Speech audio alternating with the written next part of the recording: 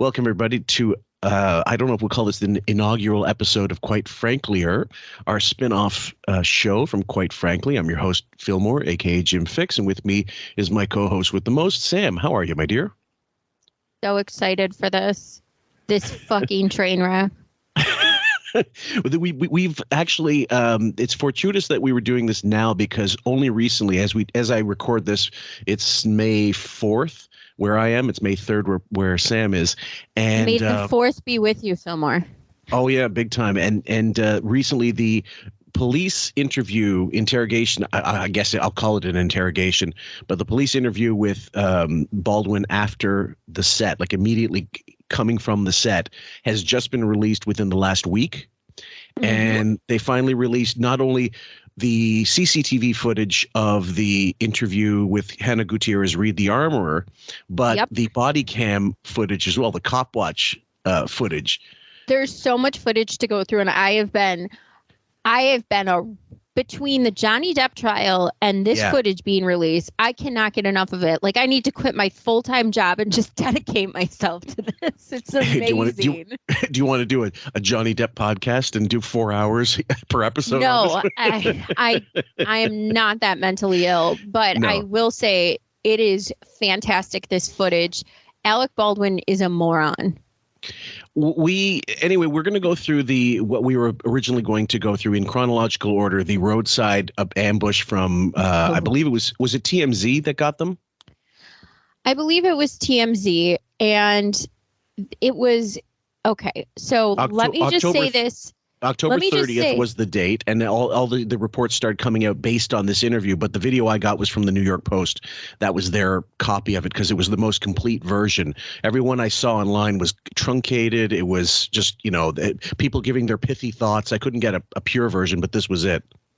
So everybody, Alec and Hilaria just had to escape the clutches of New York City press. So what did they do? According to Hilaria, Alec was suffering from PTSD, so they just got in their car and drove, and they didn't know where they were going, but somehow they came upon an estate in Vermont, in this quaint little town, full of shit. You don't just fall upon an estate, and you don't just decide to throw 6 kids in the car and say, where are we going? I mean, what a kind of lie. And who diagnosed Alec with PTSD? I'm sorry. Nobody. Do you need a clinical diagnosis? And you're telling me the mental maniac who faked being Spanish diagnosed him? Oh yeah, I'll take your word for it, Hillary. Sure. Didn't you know in Casa del Sol she got her PhD in psychology. While she was, learning Spanish and immersing herself in all things Hispanic. Now, this is the thing that I find fascinating about the whole series of events, because it's all coming out. It's almost like The Usual Suspects, where you start piecing things together little bit by bit, and then it finally makes sense at the end of it. It's a Tarantino movie. It is a little bit, nonlinear, and I find it fascinating for a number of reasons. And I got to first state, because I don't know if I did in our initial episode where we covered this in the Friends. I can't remember the name of our episode. How you say Friends of the Court. That was it. Okay, so we did about an hour in that, and it was mixed with Stern stuff. But this will be all Alec Baldwin, Hilaria Baldwin shit. That I don't have a political axe to grind. I'm anti-gun, that's for certain, but that doesn't color how I feel about this whole situation, because you have to look at this very objectively. If you're going to come at this as I hate Alec Baldwin, or I think he's shit. First of all, I think he's obnoxious, and I think he's a great actor. I think he's a tremendous talent, but these things don't always.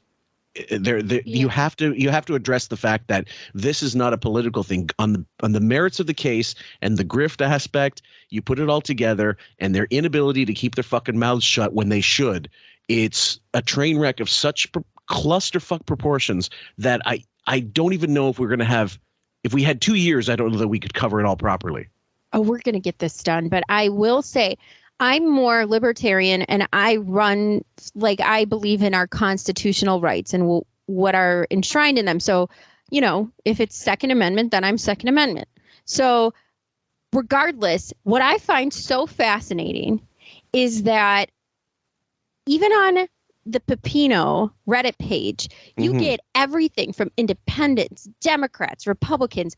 All of them hate Alec and Hilaria. This is the one thing that can bring every political party together, is that they all have the agreement that you can look outside of all of whatever you believe in and decide that these two people are such humongous fucking narcissistic assholes and laud them for it. Just completely agree on everything that these people are is shameful.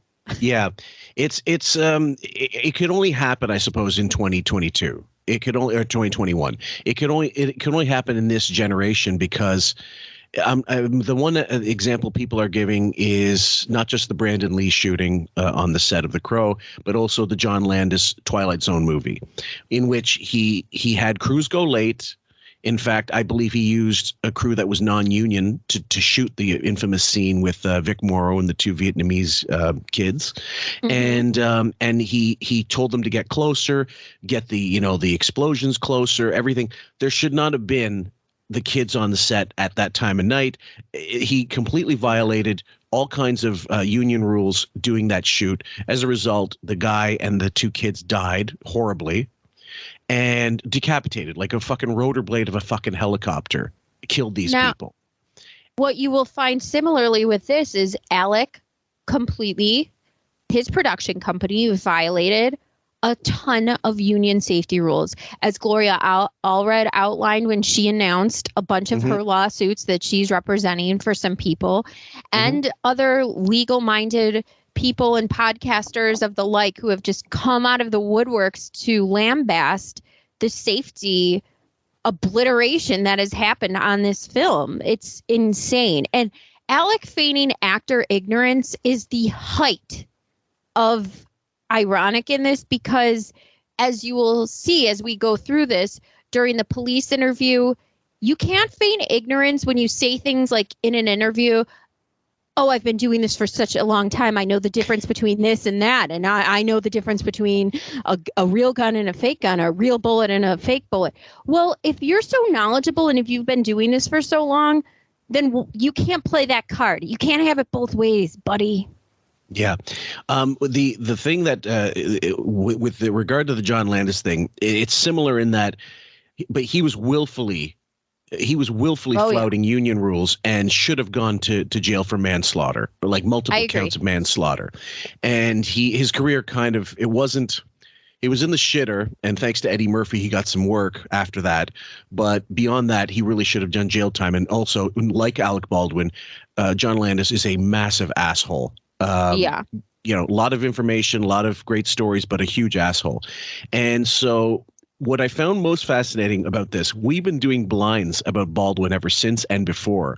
And one of them, two of my favorite blinds, one of them was, these two can't keep a housekeeper because they keep quitting.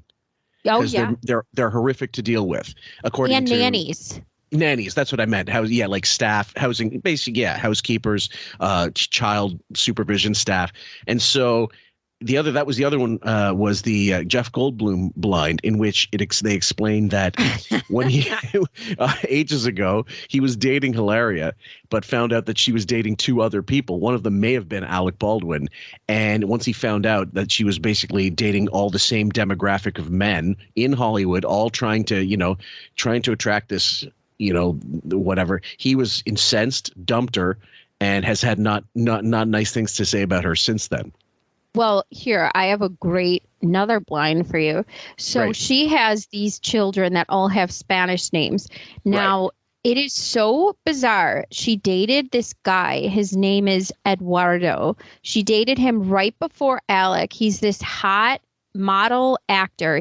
His name is Eduardo Ramos. He's currently doing a play called Take Me Out, second stage on Broadway. And she likes every fucking single one of his pictures on Instagram. The second that picture is out, you could set your watch to when Hilaria, who's on her phone all day with that claw of hers, is going to like that picture every single time. So this woman is sitting here with her, negligent manslaughter husband and liking all these photos of her ex-boyfriend who's hot as fuck. And she named her son Eduardo. Mm-hmm. What is happening? So she's hot for this. And how old is this guy, by the way? He looks like about her age, like late 30s. Okay, so and when I say gorgeous, early 40s? You would think she's early 40s. No, she's like my age. Really? Yeah. Jesus, maybe I don't know. Maybe, does yoga add years? I think she's 37, 38. I swear to God, guys, isn't that shocking? It does. Well, okay, now, and if she really did have, how many kids are they supposed to have now? 7? They're going to be having 7. By the way, in the police interview, I thought it was so funny that he kept talking about his 6 kids. Like Ireland doesn't even exist. Like, what the fuck? Well, I mean, you don't count the one with the ex that had the talent, but I don't know that but one of the suggestions, I don't know if you got this. Somebody suggested we call our podcast, this particular version of the podcast, the Thoughtless Little Pigs. I like that. I really like that, actually. That's really good. Okay. Anyway. But anyway, we'll see what we come up with. I have not had. I will say, guys, independently, I've not had as much fun as just randomly putting poses of Hilaria doing yoga bullshit in innocuous situations, like Kent State. I have her on a laptop doing a yoga pose. She gives you enough. This woman had this thing called yoga pose for a day. Hashtag, whatever. This one year, she did a yoga pose every day. And she basically, stuck her head and crotch in every random area in New York City or wherever she was, inconveniencing whoever she was around, looking like a total asshole. It was not hot whatsoever. I mean, she is the most annoying exhibitionist I've ever seen in my life. Oh, yeah. I never understood it. I continue to not understand it after we call it Griftmas. Broke in Pepino land. Yeah. Griftmas because it happened right after Christmas. Yes. And they continue to be some of the funniest people online. I swear to God, every day I sign on there, these people are hysterical. One woman makes dolls and she made a Hilaria Barbie and she'll do like Gumby anime with it. And she's got the big fake tits on. And Hilaria says she didn't have her boobs done. These things look like in any dress, any bathing suit, you could see the silicone implant outline just pushing up against her skin. They're so big. Yeah. It's ridiculous. Well, there's so many elements to this couple that we have to address. But we're going to go in chronological order when these videos were released. We're going to start with the Roadsidegrift in Vermont, the roadside video, and I believe me, I get the whole idea. Like if he did find out that he had just shot someone and killed someone, and yes, a clinical psychologist might say, yeah, he is suffering from some kind of weird PTSD. He looks, but I don't believe it. I don't think he's such an arrogant asshole. I believe the only thing on his mind, and I said it before in the previous show we did about this, that what is going to happen to my fucking career? That's all that was going through his mind. He was charming. He was thinking, the women cops, I can charm them. I'm a father. Me. And he also, in his arrogance, basically made their case for negligent homicide. So, well, yeah. And when we get to that, guys, it'll be again. There's so much video. We're going to go through it all. People are wondering why they haven't charged him yet, because it's that obvious that he should be charged.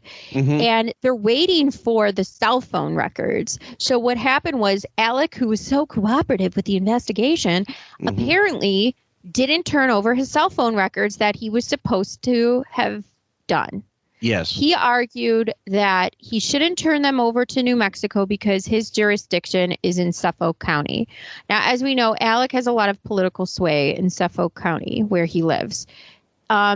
he had that stalking case, which was bullshit because he was totally culpable and did hook up with that lady. That lady wasn't stalking him. He had a relationship with her and threw her under the bus and looked horrible during that trial. But she went to jail for that because she couldn't control herself in court. So, wow. Yeah, that was back in 2011. So he's got political sway in Suffolk County. He just turned over his cell phone records like a month or so ago. So he pushed this as far as he could. His lawyers fought on turning over those cell phone records because they were saying, we just want the specific things. Like, we don't want them having pictures of my wife or pictures of my kids, whatever. So Suffolk County still has not turned over the cell phone data to New Mexico. So they're waiting on that. And for some reason, they're still waiting on the ballistics report from the FBI. So what's the real holdup is I guess the question on everyone's mind. Why the holdup? Why? Right. I don't know either. Okay, so I mean, are we going to get to a situation where this is going to be the JFK files getting released? Yeah, like I'll be 90, and they'll have these redacted files. Say, look, here's some of the files. So I know there was a freedom of information request, which is why a bunch of these videos were leaked. But a part of me wonders, were these videos released because they wanted public outrage for why the wheels of justice are turning incredibly slow when it comes to just getting these charges going, which I understand. I do understand in some cases that the nuance is an issue, but he's already we'll go through it piece by piece, guys. But starting off with this video, we haven't even gotten into the ins and outs of it, but she's got her fucking iPhone at the ready. That's why the whole frame of this fucking photo, the video is going to look like through the lens of an iPhone camera. I've already got the frame picked out. So this bin cannot be without that fucking phone. That poor phone is probably crying out, help me, help me. It's in the kid's hands, someone else's hands, it's in her hands. She's always shooting. She's like fucking Brian De Palma. She can't take a fucking walk with a stroller without that phone and a coffee and being I don't know why the hell they would have another kid, because they are completely disconnected from any sort of real personal interaction from their children. It's insane, especially her. So you will notice that they went away to Vermont to escape the press, and they had to pull over for the press. Well, yeah, this is the other thing. Why get out and talk to the press? First of all, okay, so this is at let me see if I got this right. When they get out of the car, they're at a restaurant or they're at someplace. Like, how does it happen that people are there to film? They were chasing them, and they claimed, you're scaring my kids. So in order to calm the situation down, it's always a good idea to roll up on the side of the road in the middle of nowhere, get out of the car, leave your kids, and decide to have a press conference, because that'll really calm things down. And on top of that, tell them you're not allowed to talk about the case, and then spend 4 minutes talking about it. Yeah, this makes mom look really normal. Jesus Christ. And what we're going to focus on, guys, is everything. The body language, the facial reactions, the interactions between him and her, the inability on his part to just shut his fucking mouth where this is concerned. It's so much. And you know what is also great, too, is she always films herself with a shit ton of filters, and then when you see this video, you're like, whoa, who the fuck are you? That hay hair, the fucking looks like you haven't slept from your Adderall in like God knows how long.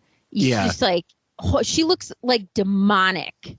Well, yes, and when the other thing is that what's the expression, resting bitch face, resting. Imagine this face when she hasn't gotten what she wants.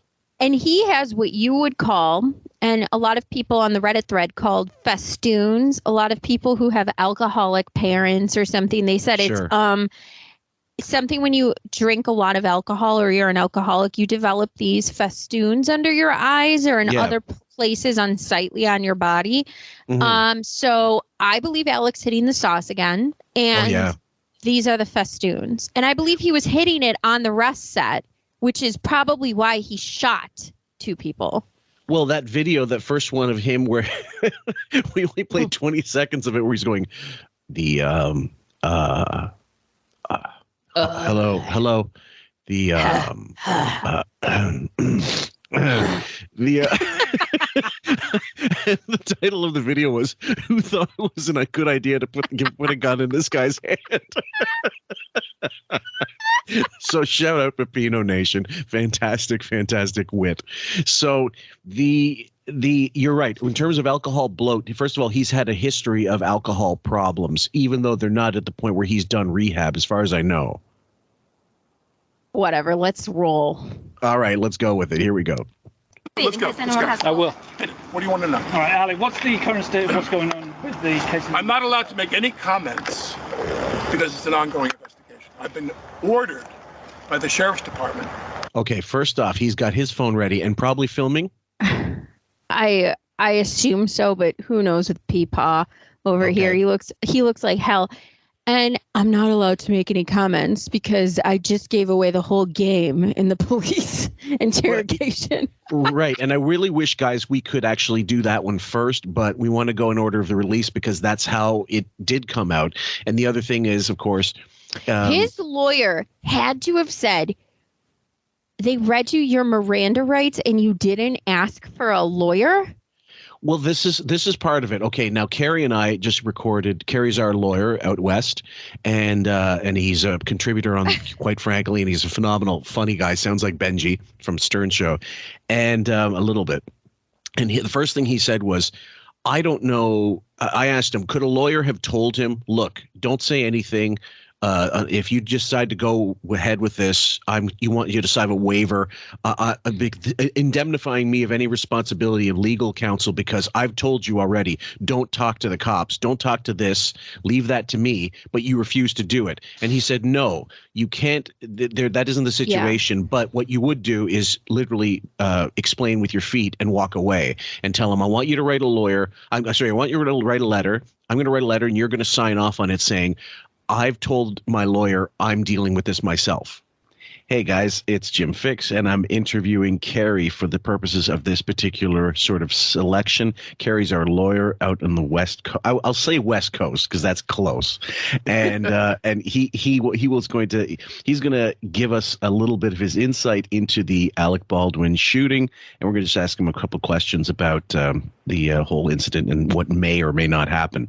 Now, we were just talking just a minute ago, and you said you hadn't seen the interview, but you read some of the quotes from the interview that he did with Stephanopoulos. My question for you is, why in God's name, knowing knowing the circumstances of the case, why would he do this interview? In your opinion? I have no idea. Honestly, he obviously didn't talk to an attorney about this at all. And he's a celebrity. This guy's been he's been acting for since he was in his 20s. So yeah, for sure, 40 years at least. Right. So he's had 40 years, and he's a fairly prominent actor, fairly successful, and so he's a type of guy where you just where an attorney, I imagine, would have a hard time talking to this guy and telling him, "No, you shouldn't do this." Mm-hmm. I mean, I was going to say I can't even see it from like a publicist point of view. The only thing I could see it from is somebody who had a non-legal background, and maybe a publicist or somebody said, "You know what, you got to get in front of this story. We've got to put, we've got to put you out in front, and you've got to say X, Y, Z." But the person they didn't check with was an attorney that would have either told him, "No, this is a bad idea," or "Here, I've made a statement. You read it, and then that's it." Well, okay. So my other question would be, if he has an attorney, which I'm certain he must, do you believe? What's the possibility that the lawyer had him sign a waiver, clearing them, indemnifying them of any kind of misrepresentation or bad representation, by not telling him sternly, saying, "Don't do this." And that he's fully aware, basically, that if you fuck yourself because of this interview, we are not going to take responsibility because we told you not to do it. Yeah, I've never heard of that really. I mean, the way it happens in real life is, I mean, because I've had disagreements with clients. They're like, look, I don't care what you say, I'm going to do X, and I'm like, look, I'm telling you to do Y. Well, no, I don't care what you say, and then I'm like, all right, I'm done. I'm no longer your attorney. I quit. Yeah. Okay. So an attorney's not going to get. You can't waiver yourself out of a potential, legal malpractice claim or something like that. So, but you can vote with your feet, or, you could try to do as much damage control as possible. And I imagine the conversation, if any, was, I don't think you should do this. I strongly suggest you don't do it. And probably a CYA that the lawyer did that I've done in the past is when you have a client that doesn't want to follow your direction prior to walking away, is you write them a letter. You put it in writing and go, look, I told you on this day that I didn't want you to do this interview. Mm-hmm. You told me you were going to do it anyway. I still strongly urge you to not do it, Right. And that's probably what happened. And so the lawyer now has that in his back pocket. So if something, happens to Baldwin down the road and he goes, oh, it's my lawyer's fault, and somebody calls the attorney on it, he go, up, Exhibit A, Your Honor, this letter that I had, so. Okay. I sent you a link to a blog from this guy, Andrew Branca. He has got a website called LoveSelfDefense.com. I don't know if he's a gun activist. And to be honest, guys, and we will have said it during this podcast, we're not talking pro-gun or anti-gun. It's all about the facts of the case here. And whatever you feel about Alec Baldwin, it's got to be more about the situation, what happened, and culpability. And so he wrote up an ongoing blog, and this one's the statement says, it's about felony murder under New Mexico law. And it says here, I'll read it. Under New Mexico law, an unlawful, intentional touching or application of force done in an angry manner qualifies as simple battery. It says statute, I guess, at 30-3-4 battery. Of course, we're presuming that Baldwin never actually intended to apply force to Hutchins. Nevertheless, merely putting someone in fear of an imminent battery is itself a crime. That if that's the case, he's done that to paparazzi ever since there have been cameras. Under New Mexico law, menacing conduct which causes another person to reasonably believe that he is in danger of, or she is in danger of receiving an immediate battery qualifies as a misdemeanor, simple assault. Further, a gun, a deadly weapon, was used here, and unlawfully assaulting someone with a deadly weapon, meaning putting them in fear of imminent harm from the gun, escalates the criminal offense to felony aggravated assault. And finally, under New Mexico law, the killing of one human being by another without lawful justification in the commission of any felony qualifies as felony murder, a murder in the first degree. Now, if that all sounds like pretty bad news for Alec Baldwin, and it is, there's at least some good news as well. First-degree murder is a capital offense under New Mexico law, as in a death sentence execution, the Green Mile. Fortunately for Alec Baldwin, however, New Mexico repealed its capital punishment sentencing statute in 2009, so at least that prospective fate is off the table in his case. That nevertheless leaves the prospect of life imprisonment without possibility of early release, which is a stretch quite longer than a mere 4 years for involuntary manslaughter. So in this case, if you haven't seen the entire rundown, he claims he didn't pull the trigger, and yet so if he's with the terms of the gun, he claims he was holding back the hammer of the gun without locking it into place. So in mid pull, let go of the hammer, and then the gun went off, which makes sense to me. But other people have said, well, if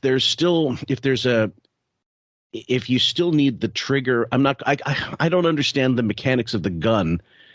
If the trigger basically makes the hammer hit the barrel, setting off the ignition. If you depress the hammer back and locked it, you need the trigger to let it go. Correct. If it doesn't lock, can that really set off the gun? Yeah, it can. If you pull the hammer back to a point before it clicks, then let it go, it can do it. But God, that screams of somebody having a lot of familiarity with this particular weapon to have that done.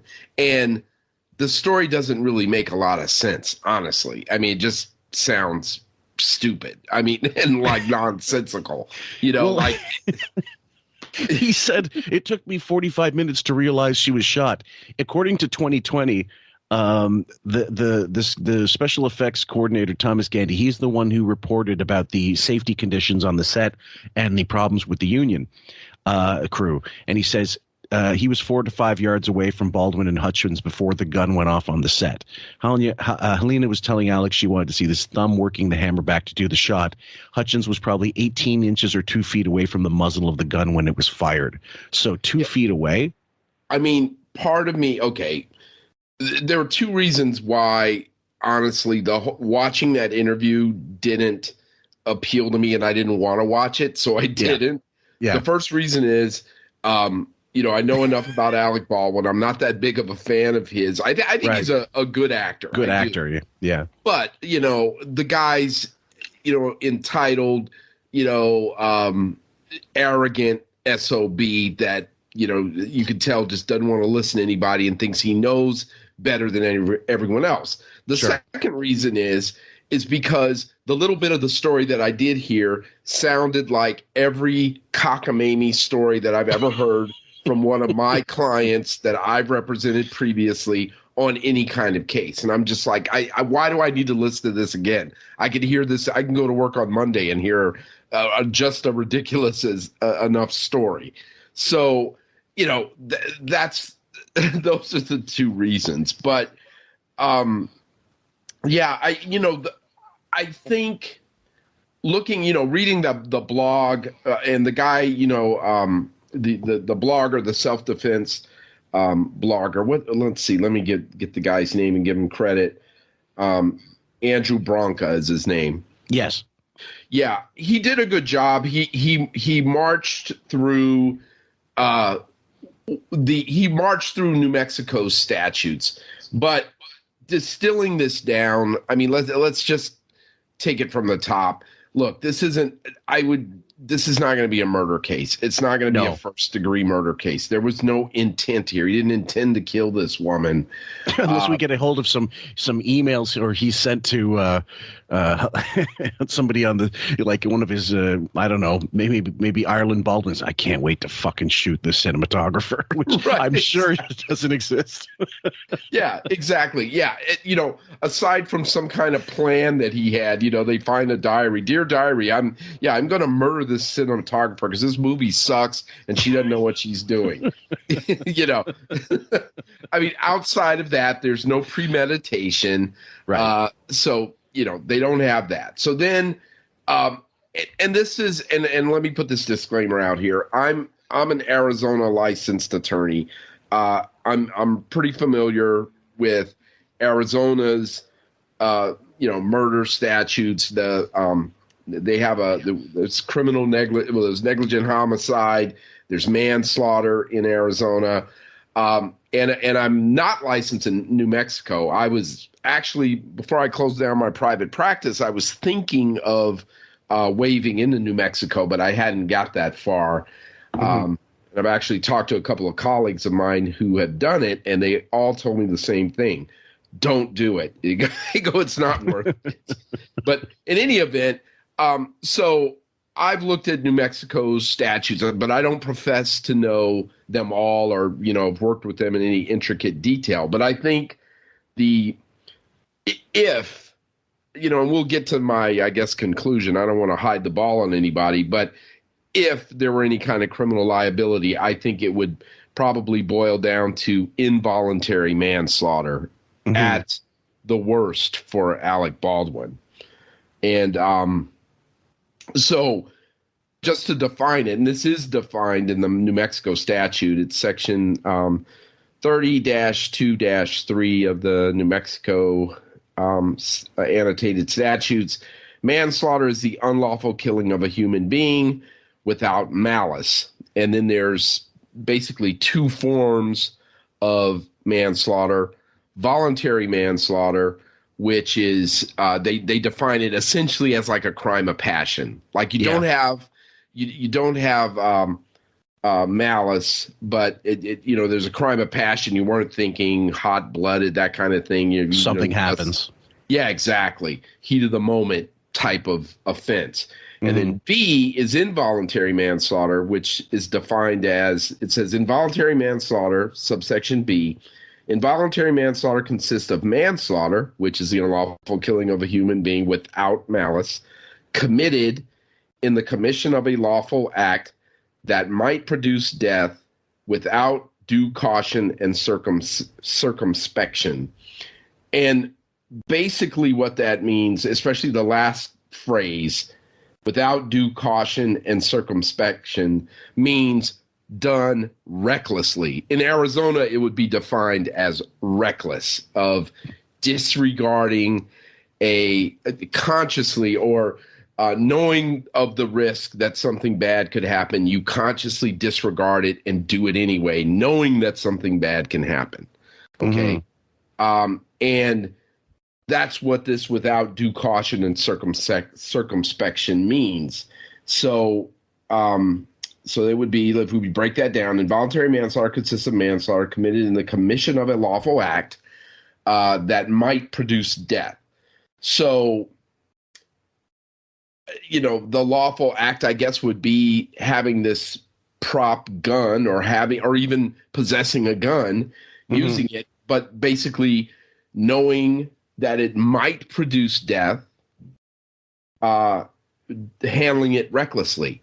Now, reckless endangerment. Correct. I think this is key. The key is whether he knew that gun was a real live gun somehow on a movie set, or was it a prop gun? My assumption is that he thought it was a prop gun. And I think if I were a prosecutor, that would be the key to my charging decision would be, what did he know that it was a gun versus a prop gun? Because it went think about it. You're on a movie set. It's a Western or whatever the hell it is. It's something involving guns as part of the plot line. Are you thinking somebody's going to hand you a revolver or, with live rounds in it? Right.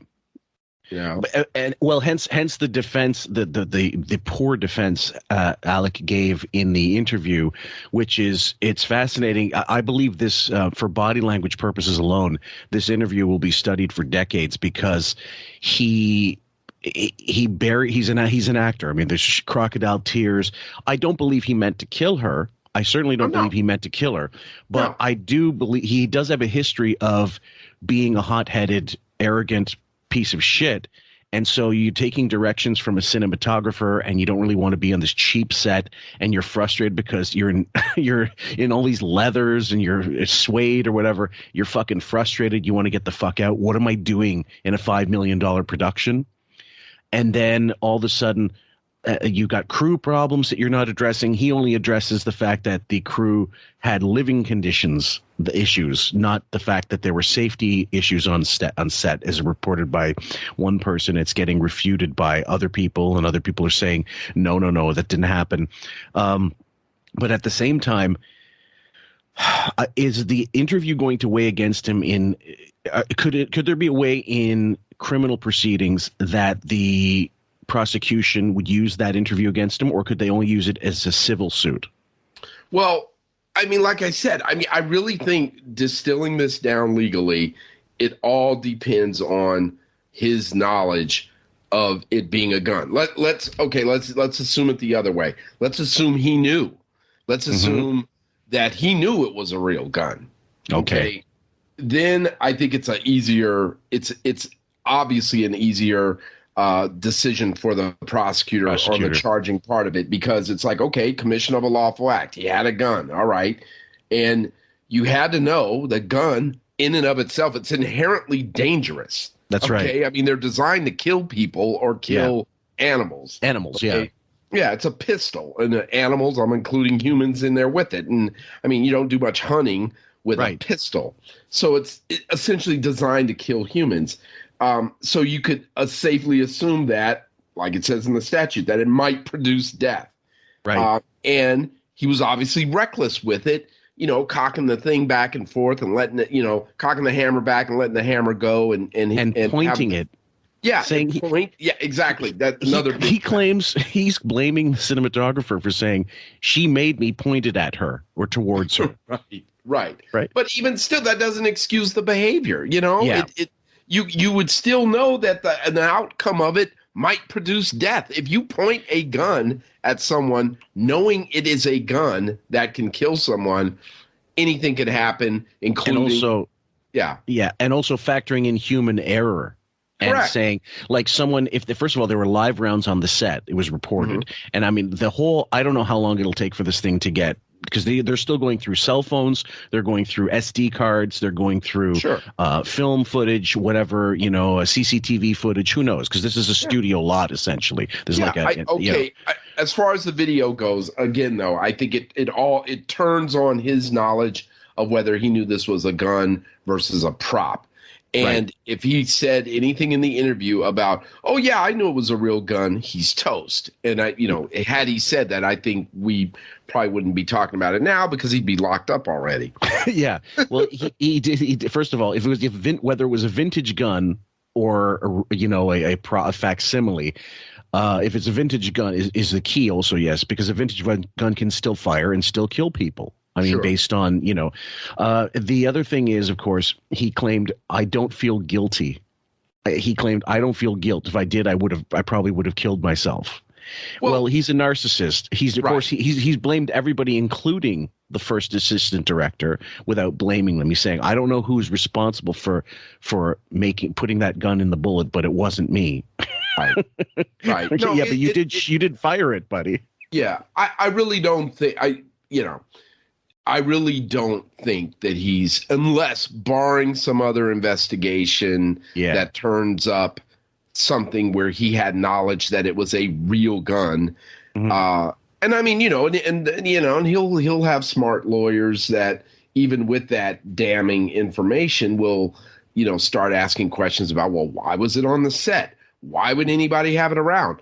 It wasn't his gun. Who put it there? Things like that to kind of obfuscate or at least, provide some semblance of a defense.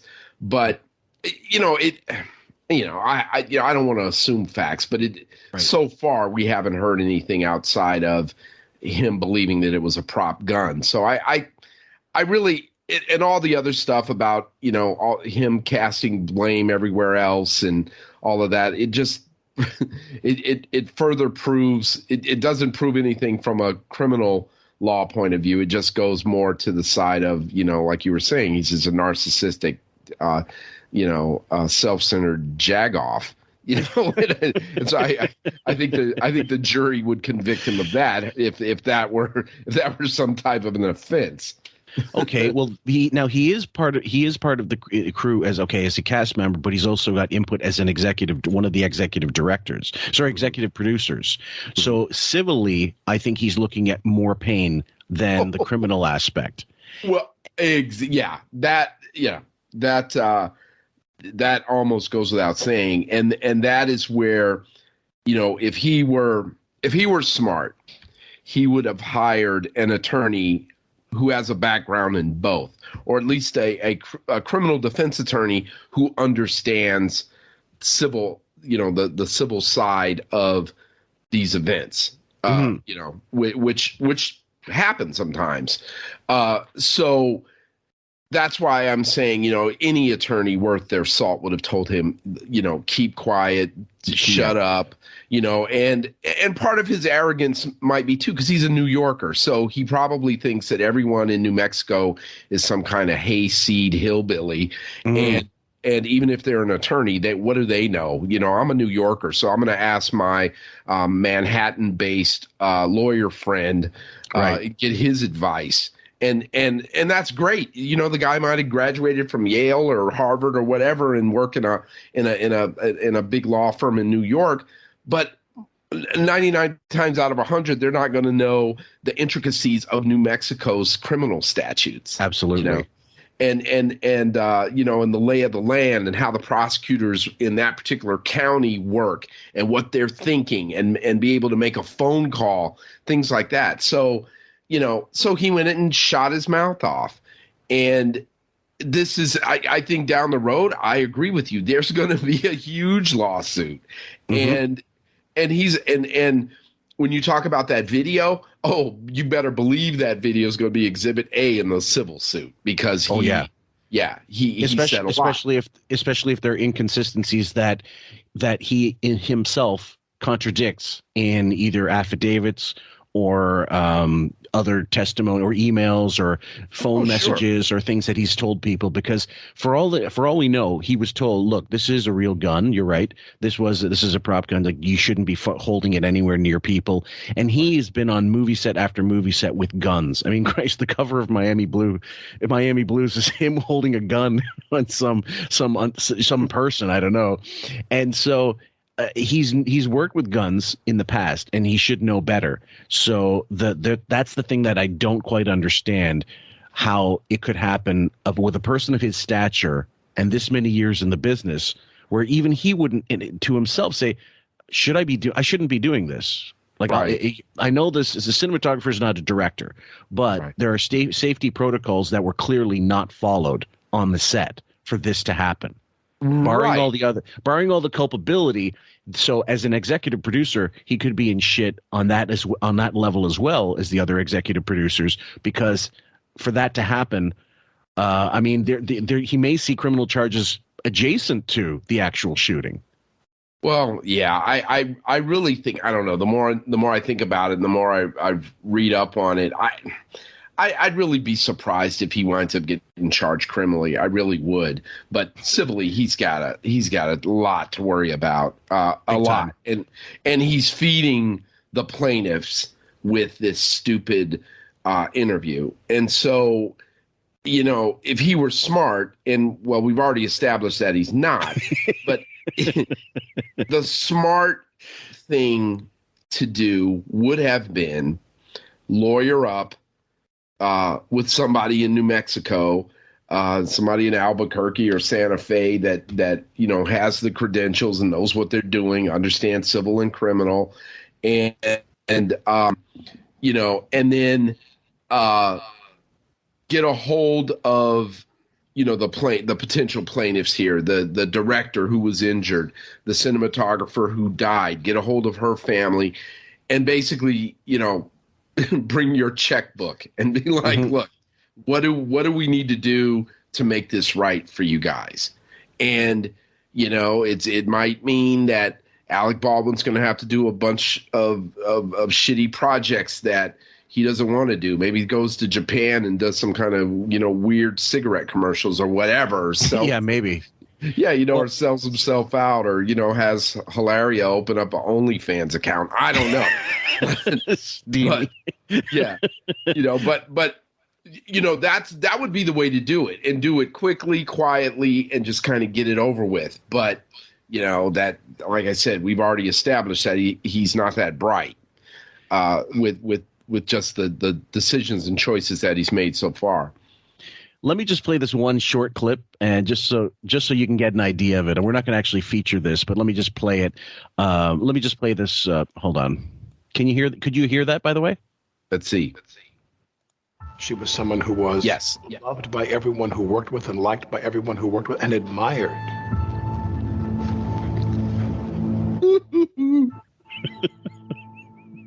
Were you thinking of an Artie wah to throw in there? Sound effect? I mean, even now, I find it hard to believe that. It just doesn't seem real to me. Oh my God! He hasn't said much. And the jump. What's most most damning to me isn't even so much the testimony; it's the jump cuts of the full video, where you see stuff was clearly not a master shot. It was there was an edit made, and that's when it becomes propaganda. In the good old days of Mike Wallace in 60 Minutes, the camera never left the subject, except to go to Mike Wallace perhaps, and then go back. But that's an insert. That isn't something that the person's still on camera, and that answer is still being considered. Right. With him, it was it was unbelievable. Okay, that was just like a little mini clip, and maybe there's more where there's some waterworks there. But one of the things that my wife kind of clued me in on or cued me in on was the fact where, we'd watch these TV shows or whatever or what have you, and people are, oh, I can't believe this. And she'd say, look at their eyes. There's no tears. There, you hear a whole lot of wailing, but there's no water. There's no tears. Right. And, and I know that, even from acting, they say people that can cry on cue, that's kind of a rare thing. It's difficult. Yeah. Right. So most humans, even an actor as good as him, don't necessarily have that ability. And I at least from that little clip that I saw, I didn't see any tears. I just saw some boo-hooing, which I could have done. Okay, hold on, let's play the rest of it. All right. Why speak out now? I think the big question, and the one you must have asked yourself 1,000 times, how could this have happened? You've described it as a 1 in a trillion shot, and the gun was in your hand. How do you come to terms with that? It wasn't in the script for the trigger to be pulled. Well, the trigger wasn't pulled. I didn't pull the trigger. So you never pulled the trigger? No. I would never point a gun at anyone and pull a trigger at them, never. What did you think? Except when you did. No, but I would point it at him and pull the hammer back and then let the hammer go. Right. I wouldn't. Well, I don't consider cinematographers people, so why? This doesn't count. How did a real bullet get on that set? I have no idea. Someone put a live bullet in a gun, a bullet that wasn't even supposed to be on the property. How do you respond to actors like George Clooney who say that every time they were handed a gun, they checked it themselves? Your emotions are so clearly so right there on the surface. You felt shock. You felt anger. You felt sadness. He felt, and then he said in the same interview, I didn't know she was shot until 45 minutes later. So how do you feel shock? Right. Yeah, well, after somebody told me, like she instantly, I don't know about, most people when they're shot, but it's usually pretty apparent that someone's been shot. It's, you know what I mean? Maybe they said, ow. Or, remember that one? I don't know if you heard the original, the Richard Pryor Craps album. No, well, I heard that one clip you sent me. It was that was the same one about where he said about about Jerry West or whatever. No, that was the same album. But at one point he goes, it was fun back in Peoria. I love being in the lineup because that was like being in show business. He goes, it was fun unless you got picked. That was your ass. And he goes, he just starts doing impressions of the guys in the lineup, and they go, Arnold T. Perkins suspected of Grand Theft Auto, stepped forward. And he goes, I'd like to say something about that. I thought that was my mother's car, man.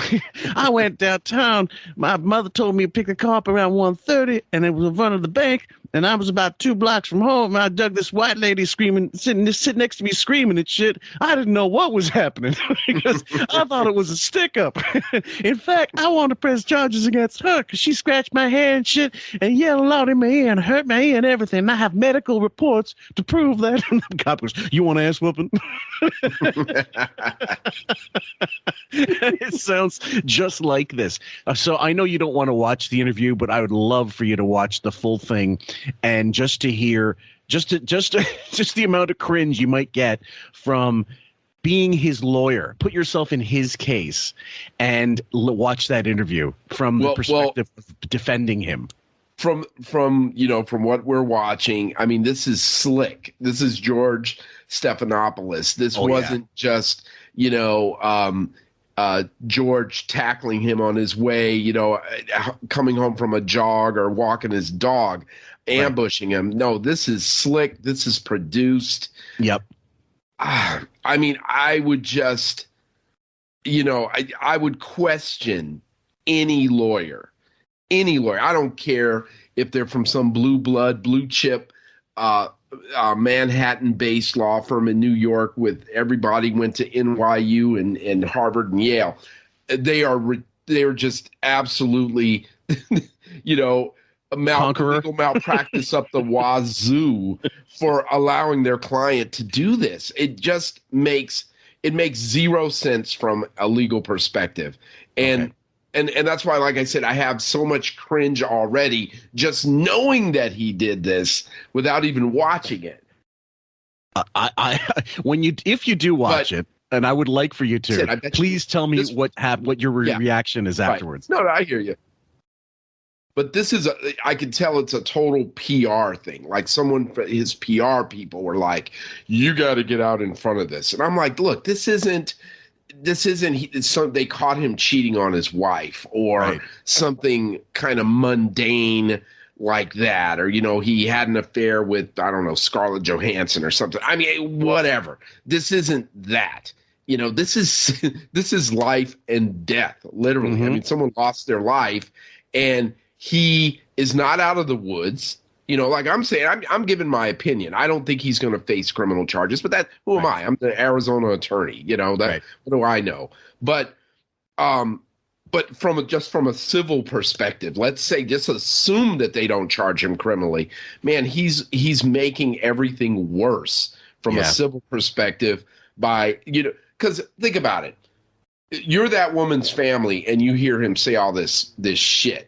How are you going to feel? Are you going to, if it'd be different if he didn't say anything publicly, but came to the family and reached out to them right off the bat, paid for the woman's funeral, did whatever he could to help, everything low key, man. And then we're like, what, man, you've done enough, Alec, we know you didn't mean to do it. Correct. Hey, listen, our daughter was really into, having LGBTQ and underprivileged African American and Native American and Hispanic American kids grow up and do stuff in the world of cinematography, and we'd love you to establish a foundation for these youths to do that. Mm-hmm. Oh, okay, here's $1 million. The end. And it's like, okay, yeah, we'll do that. If you sign this document about like this, this is the agreement that you won't, that it's a hold harmless and we're done here. And that would be the way to kind of do this but now, I mean, it's if just the little bit I saw, if I were in this woman's family, I would be incensed. I would be like, what is this? Why are you, why are you arguing facts that don't stand up? You're being ridiculous. Mm-hmm. And this is before we know all the facts. I mean, this could go on who knows how long before we finally get all the Marcia Clark book and the Christopher Darden book, like all, like after the OJ trial, because I worked in a library, everybody released a fucking book. Johnny Cochran released it, but they all profited off the thing. And you got, I've found it fascinating because you got different perspectives. And even though a lot of it was self-aggrandizing and I really didn't care about where Marcia Clark grew up, I didn't give a fuck. I wanted to hear about the case. Right. And so when this is all said and done, I don't even know that we'll know there's a certain amount of testimony that's going to be locked up and we'll never hear. I have no idea how they're going to televise this, if they're going to do it. It's going to be behind closed doors. I have no idea. But the facts when they come out, I think are going to be probably even more shocking than we believe. Well, you make a good point, though. That's if they come out. Now, if he is charged criminally, yes. I mean, because it's the state doing the prosecuting and it's public record. So you're going to see that. If it winds up being civil, if it goes to trial, yes, again, it will be, we will know the facts because civil trials are public. Yeah. But if it settles, which it probably will, they'll probably have confidentiality agreements and they'll bottle up these facts and we won't know. But again, this goes to him, like just, watching this, he's writing that the check that he's going to have to write just got bigger. Yeah. As soon as this interview get out, it's like, dude, you're harming yourself. What you want to pay more money? Yeah. Yeah. Okay. Well, I thank you so much. I really do appreciate your take on this. And as I said before, guys, this will be part of a larger clip. We hope you've enjoyed this. And from Carrie and I, thanks so much for listening. Thanks, guys.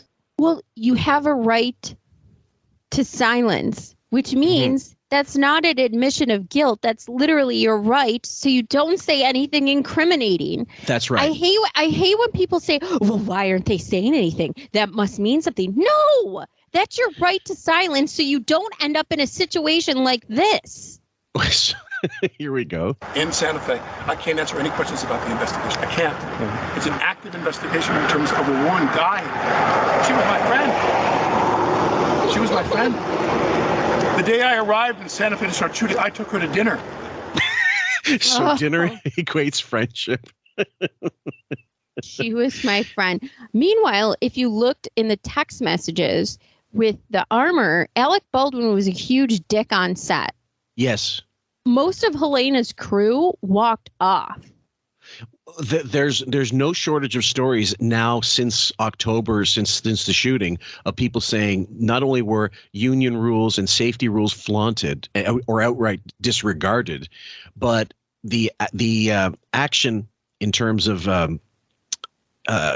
just in terms of the way this happened, it's stupefying, except when you understand it was not even a B movie. It was like a C movie set.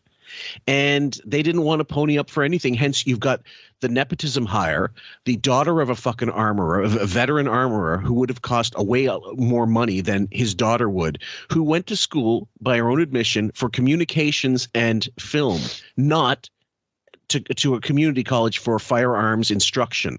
No, and because if you read anything about her last movie with Nicolas Cage, she got chewed out on that set as well for being unprofessional. Now, I will give her credit for saying that they also made her somewhat of a prop master and she was doing too much, and there's COVID protocols. Yeah. So there's a little bit of that, but I mostly think it's Alec Baldwin being a dick and not listening. Right. And so it goes on every level. He doesn't want to listen to the cinematographer who he shot. He doesn't want to listen to the director. And when the problems always happen when the actor has more clout than the other people on the set, because he can tell you what to fucking do. And because you're Alec Baldwin, I got to say yes. And it doesn't help that he didn't have a co-star who's also kind of checking him and saying, no, we have to follow these rules. So you're right. There's no checks and balances because he's the king shit on this shitty fucking set. And then on top of that, from what I read, they chose this particular state because of their lackadaisical approach to guidelines, union guidelines and film safety protocols. But they don't have lackadaisical lines to manslaughter. And there's no cutouts for actors. So guess not. With Joel, the director. We were a very, very, excuse me. We were a very. She's so thirsty, manic, and insane. Here's the thing I'd noticed. She's walking towards him. She doesn't need to get close. Those phones, you could zoom in without being seen. She wants to be in the fucking frame. There's no other reason to get that close to him. Of course she wants to be in the frame. She's so parched for attention. It's insane. By the way, there's no more perfect word than thirsty. That's the buzzword of 2022. Oh, this bitch is so thirsty for attention. She can't get it anymore doing her sexy yoga time poses of the day. She's not getting it anymore from being Spanish because she's not. Yes. There's no more red carpets to trot out on with your fake accent and bullshit. The living clearly method. Nobody's inviting you to anything anymore because you're insane. So what are you going to do? You're going to do this because you're thirsty. Not only that, and then the kids, pushing the kids into photos on your Instagram. I think, I don't know, you're not allowed to join her. She won't accept you on her Instagram, right? Unless she knows you. Is that the way it goes? I think she's a public. I don't know, honestly. I'm friends with her on Instagram because for the Pepino Nation, but and just to fucking mock her relentlessly, which she so deserves. But she her kids, I hope someday, because I think this should be a thing.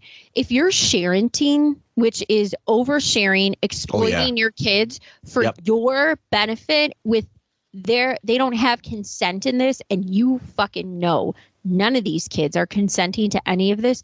It's embarrassing. They're not going to look back fondly on any of the things that you're mostly sharing. Mm-hmm. I hope someday that there becomes a law where you can sue the fucking pants off your parents for doing this to you and humiliating you. Very, well-oiled crew shooting a film together, and then this horrible event happened. Now, I've been told multiple times, don't make any comments about the ongoing investigation, and I can't. That's it. And you met What are the questions that you have other than that? You met with the I love how she has to shoehorn herself into this. It's unbelievable. She has to get her hair colored like every other week, and she makes it an event on Instagram where she has her personal hairstylist come over, and they do a whole set of stories about her getting drunk and getting her hair done. It looks like absolute shit every fucking time. And without filters and without these like little videos on Instagram, this is the result. Just so everyone knows, you pay hundreds of dollars to have a personal stylist come over and do this. She looks like a nightmare. She looks like a nightmare right now. I would not want to wake up next to that. I wouldn't want to wake up in the same zip code as that. Well, that's a whole nother issue where I think they have somewhat of a Howard situation going on. Oh, yeah, absolutely. And I think we established that it was most likely. I think Raven and I discussed it a little bit. Probably the idea was, and our theory was, he didn't know about the grift initially. Like, he thought she was from Spanish, all that bullshit. He thought he bought into it. But then when he found out about it, he was so far in, he could not say, okay, if I dump her, I'm another divorcee and I'm going to look like an idiot. So rather than look like an idiot, let me arrange with her and we'll figure this out, and I can get drunk and fuck whoever I like, and we can have the kids and have this image of a relationship. And she gets what she wants and I get what I want. Cover. Well, I look stable. We got kids. We can use them as bulletproof shields. Another reason we think Alec is hitting the sauce is because Pepino's found him on Twitter at like 3 a.m. hitting on a trans model. She's really pretty. Her name is Claire Penis. And he said, I'm not kidding. You're not joking, are you? No. And this was a huge scandal. And he was messaging, and under her tweets, he was saying, I'll get towels and ice. And she was tweeting something, and under it, he said, let me get the towels and the ice ready, baby, or something like that. Like, you've got to be kidding me. No. Like, nobody would notice. Like, he had to be drunk. Yes. Yeah, certainly. So then we started talking about Claire Penis for like weeks on end. And then Claire Penis talked about Alec Baldwin, and she's like, stop ruining my bag. Meaning, like, don't ruin this for me. I can be getting Alec Baldwin's money. Lord have mercy. Yeah. Oh my God. Whatever he's drinking, I'll stay away from that. Let me know so I can. What did you think? Wasn't there something in the name Claire Penis that made you think that, you should? I mean, maybe that's what he wants, though. Those Studio 54 days, people said that, AC/DC. Well, I don't know. I mean, like, people swinging. I have no thoughts on that either way. But I think the booze situation. What I think has happened over the years, especially with him, is he's eroded any goodwill he's had in the business. Because what people have to understand is he was in line for a massive franchise. The Jack Ryan stuff, the Hunt for Red October, Patriot Games, all those things that ended up being Harrison Ford vehicles. And he decided, I'm going to do Brando on Broadway. I'm going to go do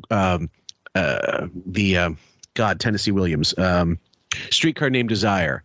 And I'm going to just eschew my fucking film career. I have a feeling he pissed off so many people in the industry back then that they said, fuck it, we'll go on to the next one. And so he had to take what he could. But then he brought himself back with comedy and kids films. And, he remade himself. But you can't look like this. No. And so he you didn't marry the cultural graceful beauty that you think you did. You married an attention-thirsty dummy. Yes. I mean, the Howard parallels are enormous. He's smarter than Howard, but not by much, clearly. She's worse than Beth, though, by far. And actually, I would say similar. More psychotic in her own way. She's evil. Like, yes. I will say, Hillary is pure evil. And she posts at least 20 to 25 times a day on Instagram. That's just insane. And it's a lot of lecturing. And she's still, after the Spanish thing was, discovered, she took off the accent for a while, and now it's back to accent. It's unbelievable. It takes the mind of someone completely unhinged to do this, to drop in and go back, and you're not doing it for a part, guys. It's not like she's doing an Almodovar film and then going back to reality. Now, somebody who worked for her father dropped in on the Reddit page and said she was your average rich trust fund kid who would drop in, ask your dad for money. She had no accent whatsoever. Nothing. They didn't speak Spanish with each other. They went on, he said they went to Spain 2 or 3 times. That was it. It wasn't a big deal. It was a vacation. That was it. They didn't have Spanish nannies, so that wasn't part of their upbringing. The father liked the culture, but that had nothing to do with them. And he also said she smoked like a chimney. So she was nice to the employees when she wanted to bum a cigarette.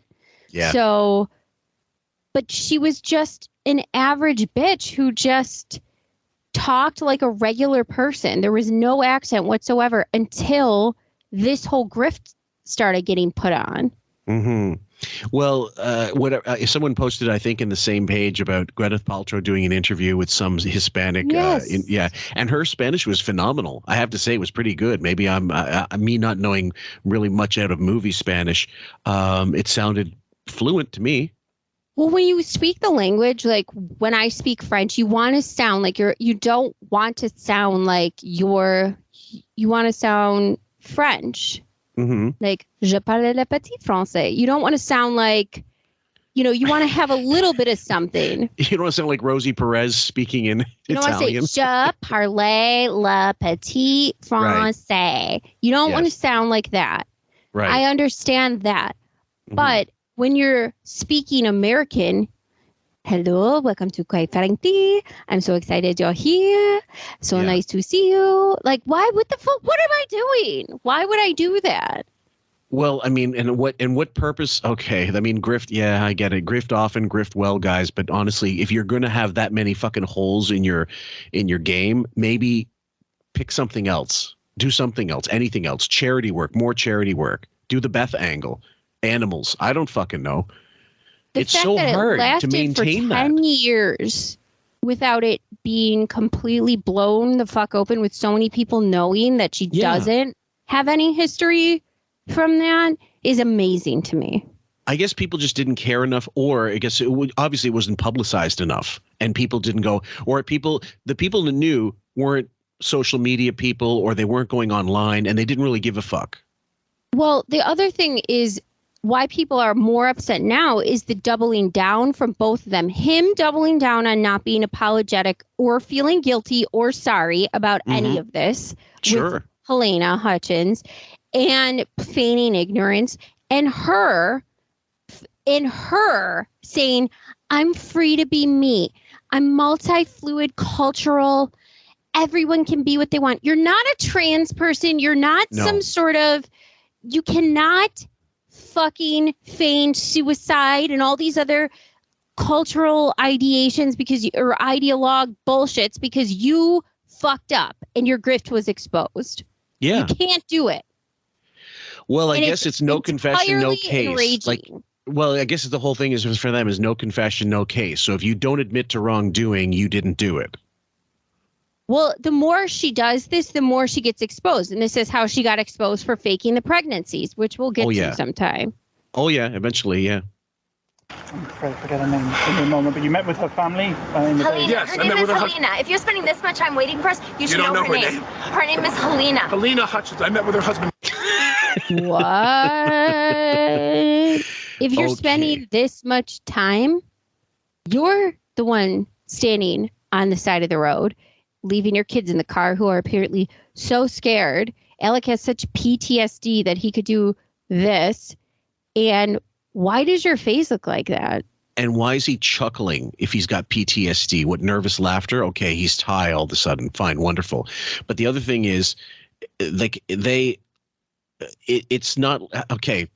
She couldn't wait to get her soundbite in, Fillmore. Oh yeah, absolutely. That was just, now I'm in the frame, but now I have to be heard. Like, it's not enough to just be filmed or photographed. I got to be heard vocally.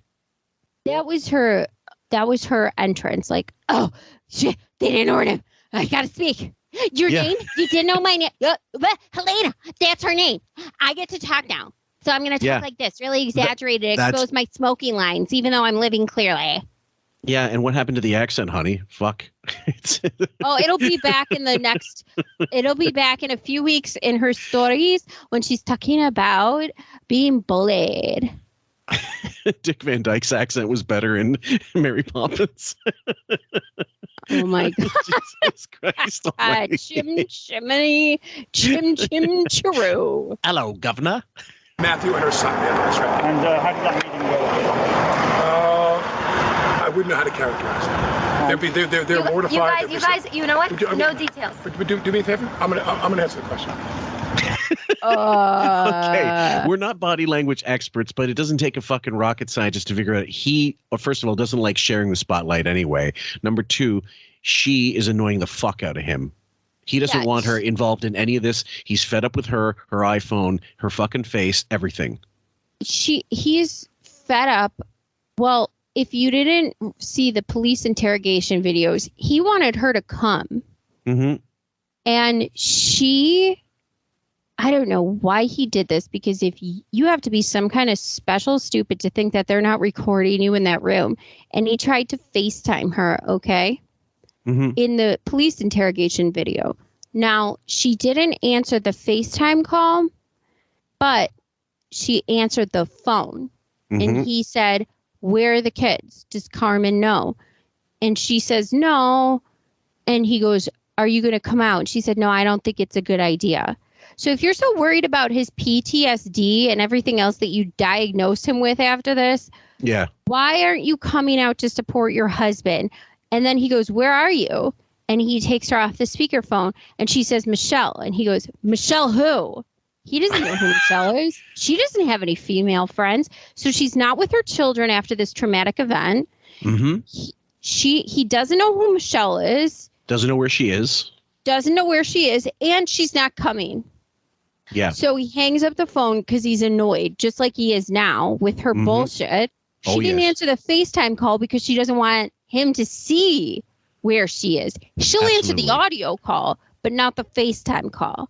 Well, maybe because she's not with Michelle. She's with some fucking penis. She's with Joe Penis instead of Claire.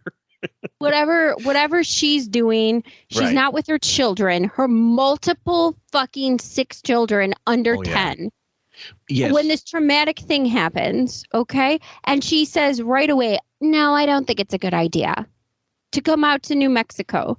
Yeah, that's why I wish we could intercut all of that, and it would be a mega project, and it would take more time than I have to actually do this. But if we could, it would paint such an amazing documentary, like a narrative, where all these videos combined, and you just intercut the answers with the actual answers But now you juxtapose, stuff. So now you know that happened right before this sort of roadside presser, and you're seeing her say, "I'm so protective of my husband. I'm this." That. No, you're not. You're a flippant asshole who cares about yourself. You didn't care enough to fly out to be with your husband. You didn't even care enough to be around your children to know how they were. You were with Michelle, who? You don't have female friends, honey. We all know that. Yeah. while I appreciate that he was probably very upset. The guy is overwhelmed with grief. This is something that there are incidental accidents. Slow roll. I love that first one. The guy is overwhelmed with grief. He did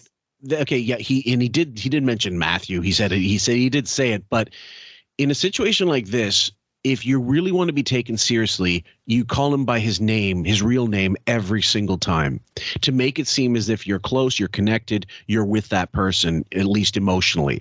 And right now, that when people like him or like Stern, they want to dismiss people as underlings or as serfs or as fucking the hoi polloi or whatever the fuck, they diminish them. That guy, this guy, whatever. It's not, his name isn't important anymore. People don't understand that. So it's, even though he doesn't, I don't think he realizes he's doing it. He is doing it.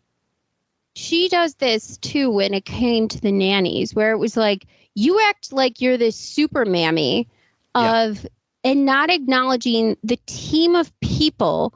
When she first had a kid, one kid, he made a mistake of giving an interview of saying Carmen had a team of nannies. And she was so upset about it that she was like, she was irate about it and gave all these subsequent interviews trying to say, we have all these events, we have to go to things, and I'm the Uber mom. This is what it's like with these people. And the only thing I feel sorry for is these children who have this high turnover rate, because if you read any of these nanny blogs that their posts are posted to, they pay very low. They expect you to sleep with their children. They're very lax with their rules, but they're domineering with the way they want things done. So there's not a lot of structure. They have a very lackadaisical way, but they're domineering in how they treat the staff. So it's and their children are wild. Well, this is the other thing. When you do that, you don't think the kids are watching your behavior to the hired help, and you don't think they're going to end up being just photocopies of your spoiled selves? I guess she's a nightmare, but Alec actually is not too bad. Well, I mean, Christ, and the last thing the world needs is more fucking Baldwins. Let's be honest. That was what one person said. Another person said at the horse farm in the Hamptons that a blind item said that he is such a grump and so angry that they never have any other kids around or play dates when he's there, because he's so vicious and like horrible and yells a lot that they don't even bother having friends over. And you will notice in any of her Instagram posts, these kids don't have friends. They don't have play dates. She doesn't interact with anybody. The one person she has is, I think, like an employee of Alex, Violet Gaynor, and her husband, who live like close by in the Hamptons. That's it. I mean, these poor kids. I think there's very much enough. There's a possibility that there's way more than enough fucking footage to make a Mommy Dearest film about Hilaria and her relationship with her kids. There's been many a Photoshop of this. It's yeah. I really do hope someday these kids fight their way out. The one just broke his arm, Raphael the second, and when she took, the tranche of photos of him leading to the hospital with, all these tubes and oxygen and whatever, because she had to milk that for all the sympathy it's worth, because she's such a piece of shit, that everybody noticed how malnourished her children are. They barely feed their kids. And when you look at the body of this kid, it is frightening. It literally looks like something you see on the ID channel, how thin this child is. It enrages the group online for how horribly thin these kids are. You never see them sitting down to eat a meal. You always see her throwing scraps of tofu or strips of lettuce at them. They're never eating. Well, here's the thing, guys. I have to also go to great pains to explain. In our regular podcast, quite frankly, all of our fans know we don't go after Howard's kids. That we made that a rule from the beginning.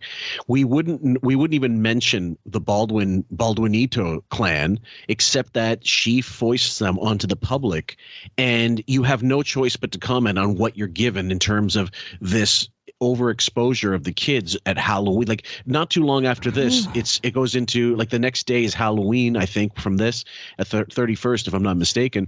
And then you see them going out trick or treating. Your husband has just shot and killed someone, and you think you're so tone deaf that you think the kids should enjoy Halloween. Well, maybe that's true, but don't photograph them, and don't put it. If you're going to photograph them, keep it to yourself, and don't put it on social media, knowing what's going to come after you. And then the week after that, Fillmore, she posts a picture with her son, and it says, "He just said, Mama, I can't do life without you." It looks like your father's going to be doing life without you. I really hope. I know the thing about civil judgments, though, like I know, like how OJ owes all that money to the Goldmans. Right. You could just not pay it. Right. But I hope to Christ, and this is what pisses me off about Hollywood. If this were somebody who had, say, the political views of a John Voight, he would be lambasted up and down by Hollywood. You see a lot of articles that are written that aren't so nice, but they could be doing a lot more of exposing how fucking terrible these two are. The fact that somebody who, the left is supposedly so woke in the identity politics and everything else. You have a woman who faked Spanish for 10 years, and this guy who shot and killed a mother. Right. Who's a Ukrainian immigrant. Right. I don't understand. Where is the outrage from the Hollywood community? Well, that's the whole point. If you're going to be objective and you have to disregard politics entirely, and you have to shine the same intensity of light and laser focus on the left, the right, that's where the centrist Pepinos come in. They're amazing. Right. But my whole point is, guys, you shouldn't be going after, you shouldn't be politically motivated to go after Baldwin. It should always be about the incident, the facts. Absolutely. So that doesn't, so I'm going to say, like, obviously from the beginning, I don't really give a fuck about Baldwin outside of the fact that this, as Hollywood Babylon, like in the tradition of the Black Dahlia or George Reeves, George Reeves or Fatty Arbuckle, all these scandals over the years. Paul Lynde had a fucking lover die on his, like, fall out of his window. Or Rock Hudson, Garland, James Dean, all these like homosexual affairs that these people had. Montgomery Clift, for fuck's sake. There's so much out there, and in the old days it could have been squashed. And he happens to be in the most social media like frenzy era of in our existence, really. Everybody's got a phone with a camera. Everybody's got a video with a camera. Everybody's got, loads of memory. You could shoot them for days and still have room on your phone. And so how does somebody like a Lorne Michaels not go after this is what really pisses me the fuck off. Right. Like, tell them you're too hot. You can't, or at least tell them, like, look, your wife deserves to be made fun of. Yeah, pretty much. Like, at the very least. Oh yeah, we're not making fun of you because you're, negligent in whatever you did on your Rust set. Fine, but we are at least making fun of the 10-year grift of your fake accented bullshit wife, who's a supposed wellness expert, who's popping out kids, fake surrogate, whatever. Well, it wouldn't be the first time SNL tried to go soft on someone because they were a friend with, a murderer like OJ and Don Norm Olmeyer. Macdonald, perfect. Yeah. Perfect example. And Norm Macdonald would not toe the line. He did not. He only wanted to do Update at that time in 95 and 94. He decided, fuck it, I'm going for it. This is all I'm here for. And they were like, no. This is a friend of Don Olmeyer's. If it was Lorne Michaels' friend, same thing would have happened. Same thing would have been like, nope, no OJ jokes. But isn't that interesting, in the wake of Norm Macdonald's passing, that some of the best, most reviled clips are Norm Macdonald not towing the fucking line. And we need more people in Hollywood like that. Yes. And it's sad that those are passing.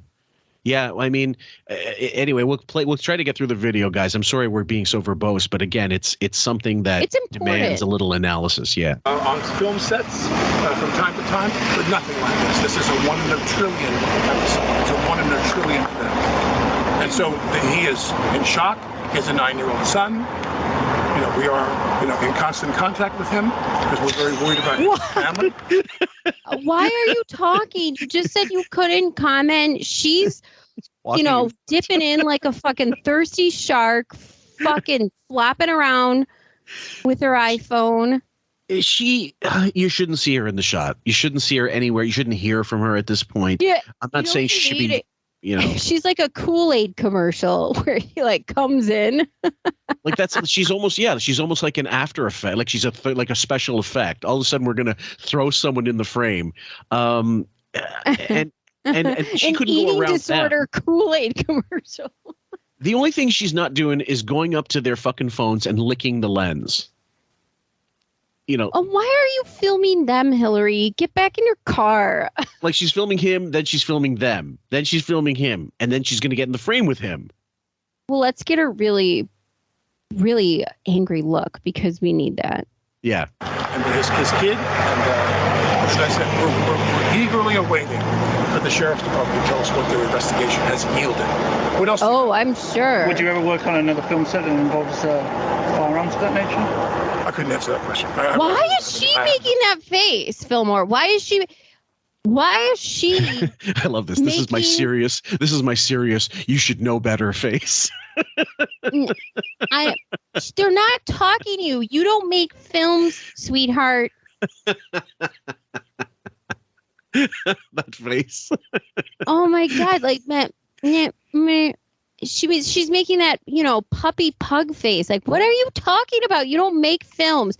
And by the way, Alec, we're eagerly waiting what they're going to say. Why? Because you think you charmed the pants off of them after they literally took you for a ride because you're that stupid. They probably couldn't believe, those detectives probably could not believe, those women detectives. Oh my God, Alec Baldwin is that dumb. He's not going to call any lawyer, and we're just going to get to interview him. Well, it's the hubris, and look, what I was thinking about her face, she reminds me of every time Gary Coleman in Different Strokes used to go, "What you talk about, Willie?" Look at her face. It's perfect. No sense of that at all. I do know that an ongoing effort to limit the use of firearms on film sets is something I'm extremely interested in. Yeah, I'm aware. Oh, I'm sure. Remember, something that I think is important, and that is how many bullets have been fired in films and TV shows in the last 75 years. Completely irrelevant. Completely irrelevant how many accidents have not happened. What has happened is you've actually killed someone. And he's now aware of this, guys. Keep in mind. So this is, during the police interrogation, which again we're going to get to, he supposedly is not aware of it. When he talks to the cops right afterwards, there's a like body cam footage of him in costume when they photograph him and stuff in the interview, and he's like, I wasn't, I don't know what's happened. You were literally, I don't know, less than 2 feet away from her with the gun when it went off. I think they said 18 inches. You did from everything, the camera. People can say what they want about the NRA, but the NRA trains for gun safety. The rules they put out are so you don't kill people. Right. You don't point a gun at somebody, especially if you don't check it. Anybody knows that. Yeah, and guys, when we get into the whole self-defense rules, especially if somebody who says, I've been on films and worked with guns for 30 years. Fuck. And then you get, that's like saying, a 1 in a trillion chances of this happening. Okay, so Michael Jackson, remember that Pepsi commercial where his hair got like inflamed? On fire, yeah. Yeah, 1 in a trillion chances of this happening. And what? And then when it does happen, then what? And whose fault is that? Yeah, there's going to be somebody at fault. It's like those, you remember, do you ever seen those work sites where they have a little sign that says, with the flipping numbers where it says 75 days without an on-site accident. And then the next day it goes to 0 because there was one. It's like a 30-day chip at AA. The day after you've had the fucking drink and you've relapsed, all those 30 days are washed away. You're back at 0 again. So this argument is nonsense. It's complete nonsense. And of course, we got Arnold with the fucking iPhone here going on. Oh, America. Jesus. How many bullets have gone off in movies, firearms, on film sets is something I'm extremely interested in. Yeah, where are you? But remember, you something are? I think is important, and that is how many bullets have been fired in films and TV shows in the last 75 years? This is America. Millions. How many bullets have gone off in movies and on TV sets? Billions. Bullets. Okay, so now you're talking about live rounds, buddy? I'm getting confused Again, here. he confused those in the police interrogation video as well, which is why he's fucked. And yes, she looks like, in the movie The Exorcist, when she starts to change. Oh, yeah. This is totally what's happening with her. It's insane how demonic she looks. Well, that's when you talk stink eye, that's beyond stink eye. She's like gray. Well, the other thing is, guys, I know, it's just a still. Like right now, we're positive, of course, that there are some people who, when you take a picture of them, they don't betray anything. You don't see anything in the expression. It's just, it also depends on the angle and the actual shot itself. Between frames, the next shot could be completely different.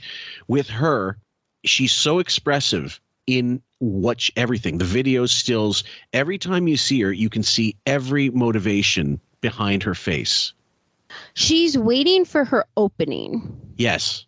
And she's looking for that. Yeah, you're right. That's exactly it. In the last 75 years. And nearly all of it without incident. So what has to happen now is we have to realize that when it does go wrong, and it's this horrible catastrophic thing, some new measures have to take place. Rubber guns, plastic guns. I thought you weren't supposed to say anything. Yeah, well, not only that, rubber guns are not necessarily safer, buddy. There have been documented cases where the rubber bullet goes in a person's eye. And it was documented through the police interrogation interviews with the armor that Alec wanted real weapons. And even the knife. The one day they gave him a fake knife, he didn't even realize. He wanted a real knife, and they gave him a fake one. And I guess he was so stupid, he didn't realize that he had a fake knife in the shot. He wanted the real Colt 45. He didn't want the fake. So You got what you asked for.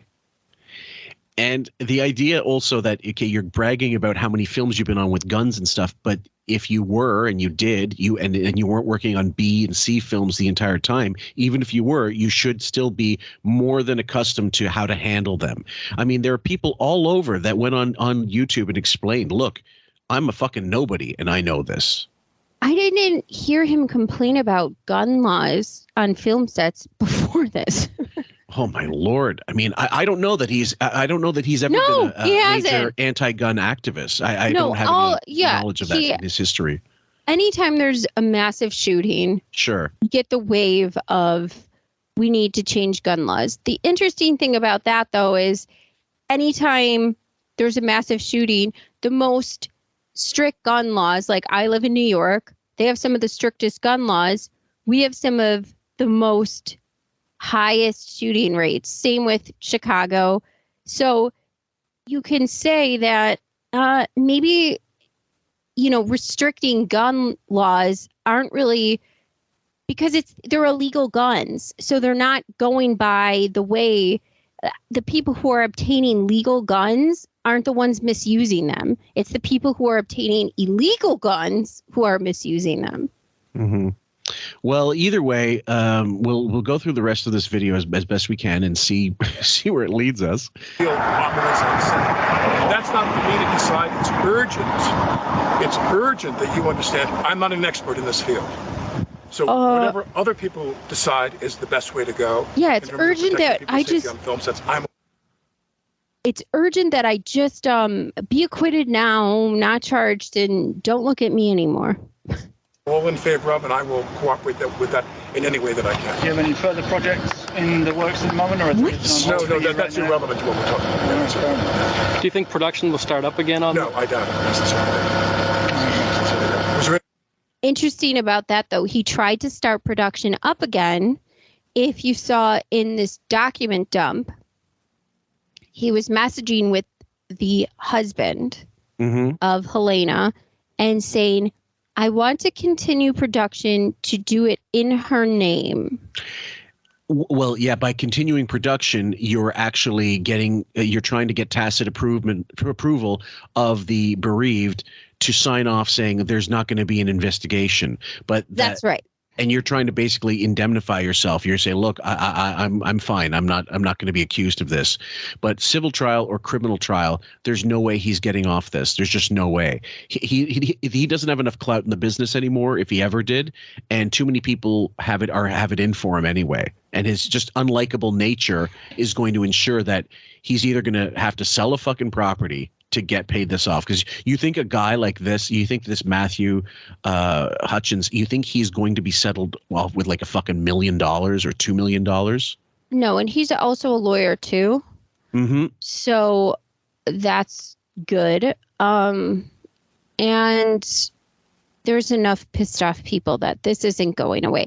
Alec is also not, he has a liquidity problem. He pays a lot of people. He's got a lot of kids. Huge overhead. He's got to sell some properties. I just wanted to get a look, guys, on IMDb in terms of Alec's projects, stuff that's in pre-production, etc. It just says here, Dr. Death miniseries 2021. It's some, I don't know what the fuck that is. But a couple things are still in post-production, 97 minutes. So obviously something he filmed, and it may not be even a major part. So I haven't looked into it. Kid Santa filming. Don't know if that's still the case. Billy's Magic World. I'm assuming another kid thing. Filming. Untitled Alec Baldwin Kelsey Grammer project, pre-production. Probably on the shelf. Blue Before Blood, pre-production again, and then Rust, it says here, announced. And obviously it stops there. I don't know how this affects him in terms of, if you go into the producer things, again, the aforementioned Kelsey Grammer project is there, and then Rust. So it kind of ends there, but I've not heard anything to the idea that he's got other projects lined up. He did something with he did something in Italy with his brother, a Christmas movie, because there was pictures taken in Italy and he was photographed by the paparazzi eating like gelato and reading a script, and it's a Christmas movie in Italy. Yeah. And keep in mind also, guys, I'm not expecting him to be in a fucking mourning, like a shawl and what do you call it? Wearing all black with a fucking armband around him for the rest of his life. I'm simply saying if he was smart, if he was media savvy, if he was movie savvy or film and industry savvy, he would keep his mouth shut, leave the cops to do what they have to do, not tell his wife, get the fuck off social media. We're getting off Twitter, getting off Instagram. We are not going to have a presence. I want us to go away.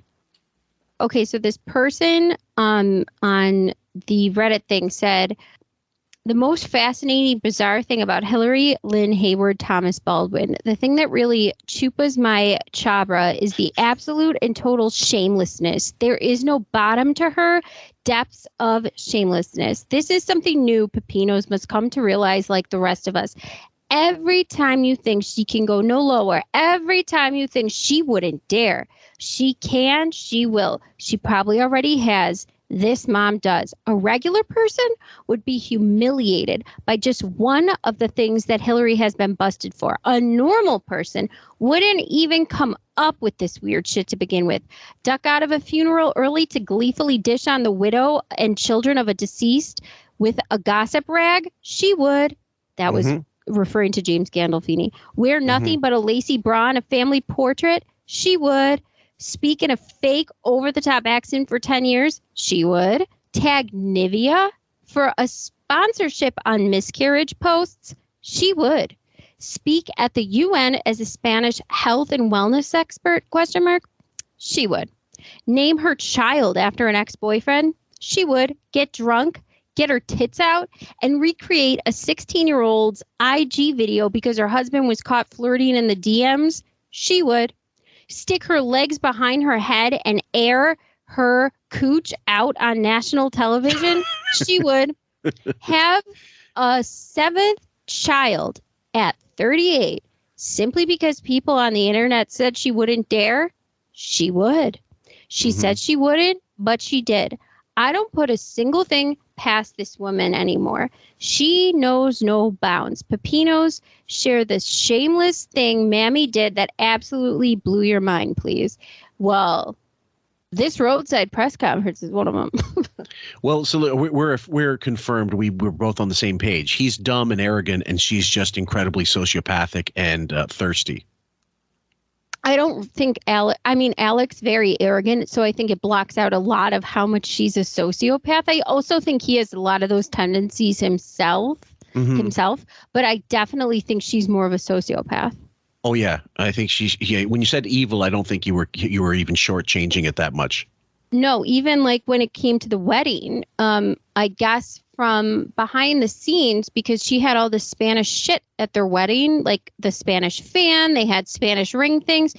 Her brother walked her down the aisle. That they had a fight and said, you got to cut it out with the Spanish thing. And she said no. She said no. If that's true, that would make me laugh. And the brother walked her down the aisle, not the father. Well, was this was a secret thing? Like this wedding was a very private thing, wasn't it? It was private-ish. Yeah, esque. It was at St. Patrick's Cathedral in New York City. I mean, that's not very. Well, Jesus, you why don't just get married on a green screen and just Photoshop whatever fucking church you need to in there, like added in After Effects. Adobe. She had like a manatee, like this Spanish veil and a Spanish fan, and said it's part of my culture. Oh, for what? Fuck's sake! Thank you, People Esmeralda. Magazine. Jesus Christ. She's got her hunchback. Okay, so let's continue. Yeah, No, that's a person. That's private. Yeah, that's private. Anything else? Okay. So just do me a favor, you don't mind? My kids are in the car crying. Because you guys are following. What are you doing out there? What are you fucking doing out there? I'm sorry. This is where my mama bear thing kicks in. Oh yeah. Look at her dumb fucking face with that iPhone. That's a great shot. You have the fucking nerve to sit here and say my kids are crying, so I'm just gonna, trounce around some more on the side of the road. It's all your fault. I can't remember which was it, Serena or Venus. I think it was Serena, who to one of the she was playing someone and she screamed at the ref, and then she talked about her kids. She's another one who threw my kids into I don't want them seeing this. They need to see that I stood up for this and that. Well, if you cared so much about your fucking kids, why don't you play fair, be nice, show them how a human being. She lied about threatening the ref. Yeah. And you can like them as much as you want. They have a great story, but in that aspect, she was very unsportsmanlike. Unsportsmanlike, absolutely.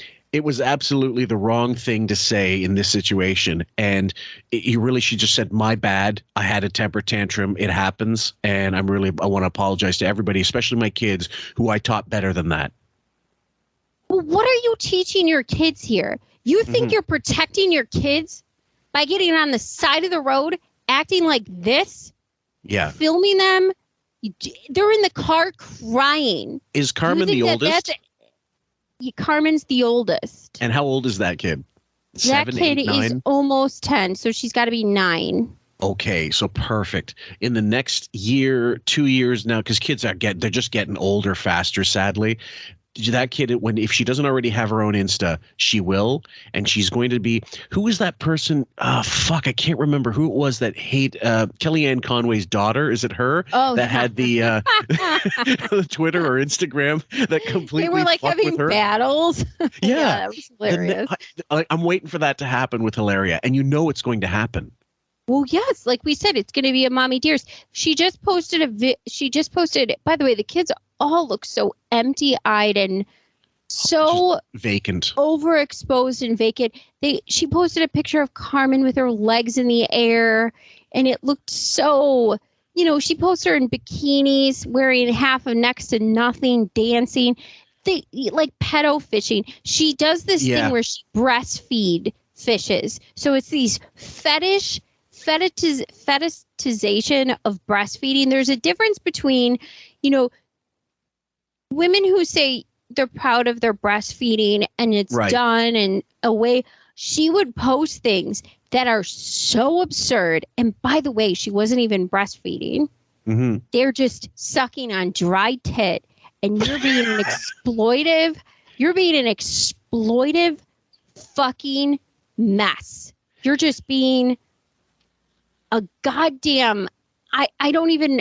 It's some sort of sick disorder where she just wants the attention. Right. You didn't get the impression. You definitely get the impression that if one of the kids was hit by a Corvette and like bleeding on the road, she would be doing a yoga pose and asking some bystander to take a picture of her next to the kid rather than call 911. Any of these kids, they don't have a fence around their pool. We're all terrified that there's going to be some accident, just like that broken arm that happened, because these kids just are wild. Nobody's telling them what to do. The nannies are all quitting all the time. It's a goddamn disaster. So I'm afraid for the kids because these are two super narcissistic, sociopathic people, as you can tell. Yep. All I want to do, as a courtesy to you, I came to talk to you. I'm not allowed to comment on the investigation. I talk to the cops every day. I talk to them every day to find out. They know where you are. I'm cooperating with them. So my point is that I'm just asking. We sat down as a courtesy now to talk to you. Now, please, would you just not follow us for the rest of Just leave us alone. Just go home. We gave you everything we could possibly give you, okay? Thank you. Condolences. Thank you. It's like she's holding a Glock. Get out of my grill. She looks so okay. She's okay. So I'm gonna be 36 in October. She's 2.5 years older than me. Okay. She looks so much older than me. It's shocking, though. It is, absolutely. But and I mean, she's done herself no favors by putting all these pictures out of herself because you're expecting that. You're expecting that every time. There's no filter on my face right now. Like we're filming this. Yeah. She looks so fucking old. So what I drew from that was he was doing what he shouldn't have been out there talking to them to begin with, but he wasn't assaulting them. I guess that's a positive for him. He wasn't ambushing them like that. Do you remember that one? He was filmed going into Woody Allen's house and he was going after the guy. You're on private property. He wasn't. The guy was on the sidewalk. Yep. No, of course he would do that. Can we do the one? I don't know if you have it, but it's real quick where she said, if anything ever happens to me, and she's talking in a Spanish accent, I'll send it to you. This is my alarm clock. Yeah, she sounds very Spanish. This is my alarm clock. Because he wants to eat, because I'm still breastfeeding. And then. Oh, my fucking Lord. This was 2019. Someone in the comments, thank you 2020 for ending this year on a high. This whole fake heritage thing has been very entertaining. It's so true. Wow, she must be the first person to be a mom or something. So brave. This is in no way the morning routine of a mother with 5. This is the morning routine of a mother of 5 with 4 nannies. I love getting So have you got the link or are you still looking for it? Give me 1 second. Can we talk about the quarter teaspoon she put on that tortilla, then rolled it up like her child wouldn't starve?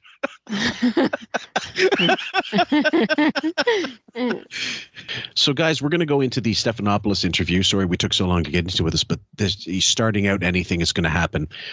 When this was released, I remember thinking specifically waking up, not knowing it was going to happen, finding out it happened, and seeing the headlines and just shaking my head, knowing that not only Stephanopoulos, this is going to be, if it's ABC, it'll be just like the Michael Jackson, Diane Sawyer interview that he did with Lisa Marie Presley. Total puff piece, nothing of actual substance, and he's going to fuck up without having seen it, without having read anything of the inside the articles, knowing this was a complete mistake. Well, I knew when they announced that it was going to be George Stephanopoulos. I thought, okay, that's, on point I figured it would be him if it was going to be anybody. Sure. But I was shocked when the promos came out and Alex festoons were so Prominent. Out of control. I couldn't believe that they would actually allow this to be filmed based on how he looked. Mm-hmm. Do you think it was? Do you think he was, tried to play it down to make himself look more human?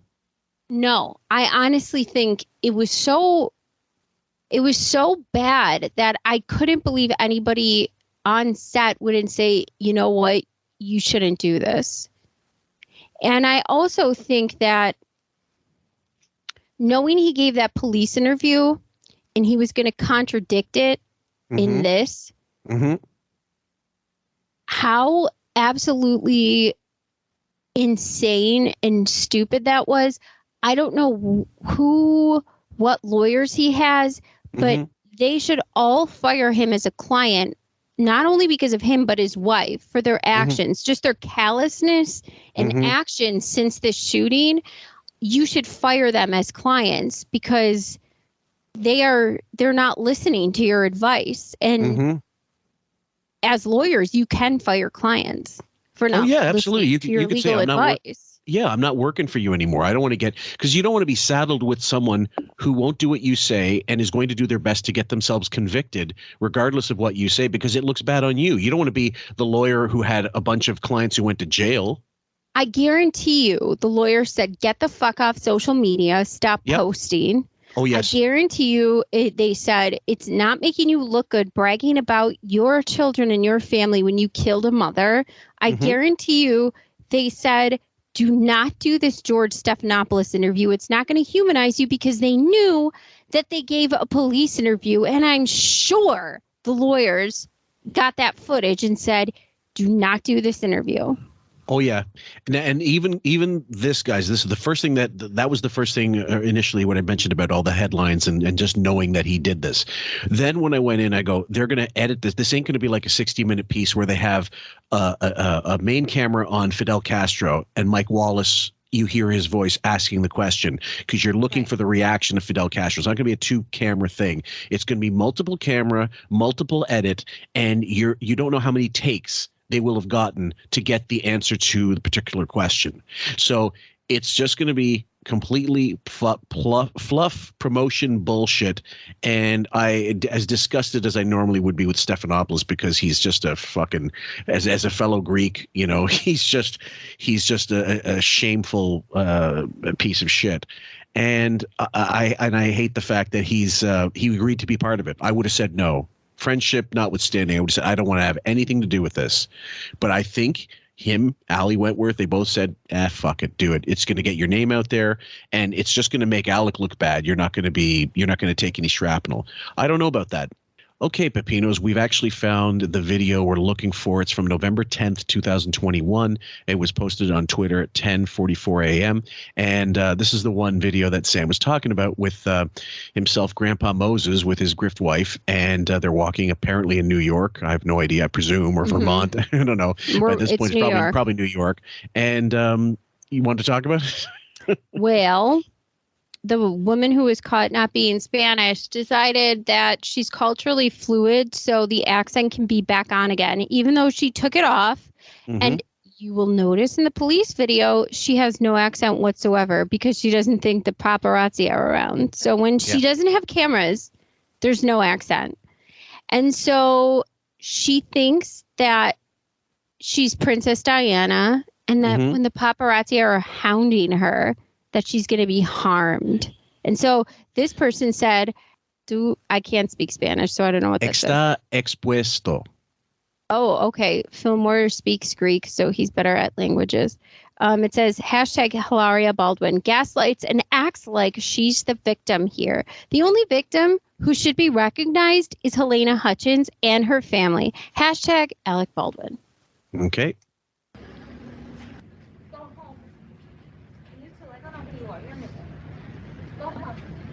Hey, on a human level. No, I don't know. You don't know explaining it. You can't say it's your job. I know. I'm in the end, you're human. I'm human. And I hope you remember my face one day. And if something ever happens to me, because of this kind of thing, no.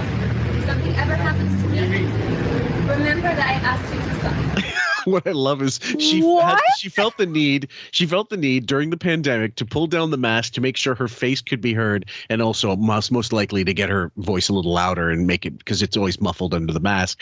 But she needed her mug to be out there. That's what's striking me first of all. And also, I'm a human being. I need you to ask me to stop. Yeah. Because I'm from Boston. It's a huge Spanish community in Boston. Weren't you aware? And especially at Bacon Hills.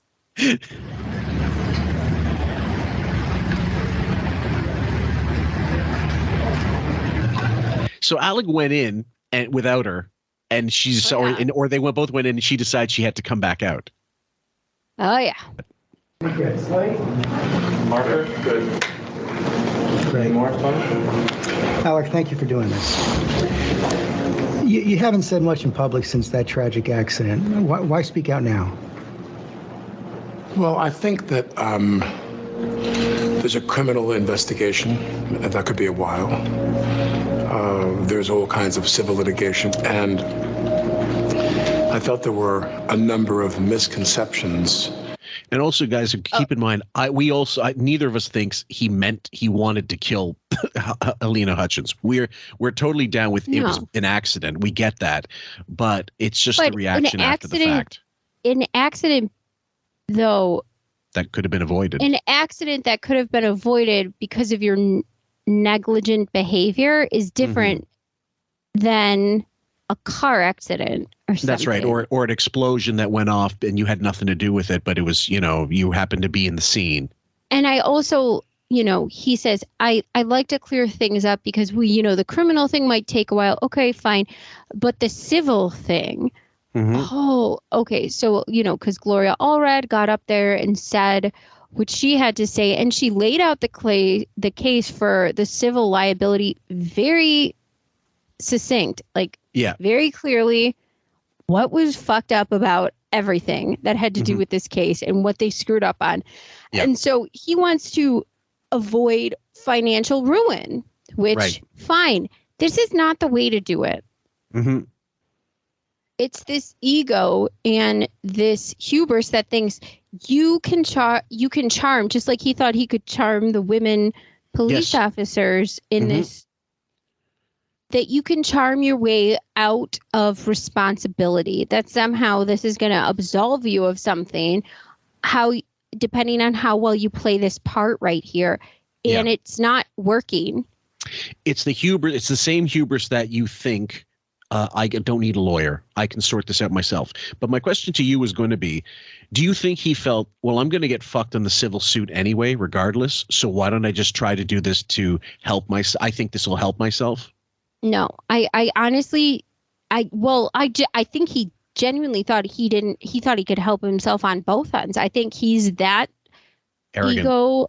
Arrogant and egomaniac minded. And I also think this is much like how Hilaria had this scandal happen and she decided to give an interview to the New York Times.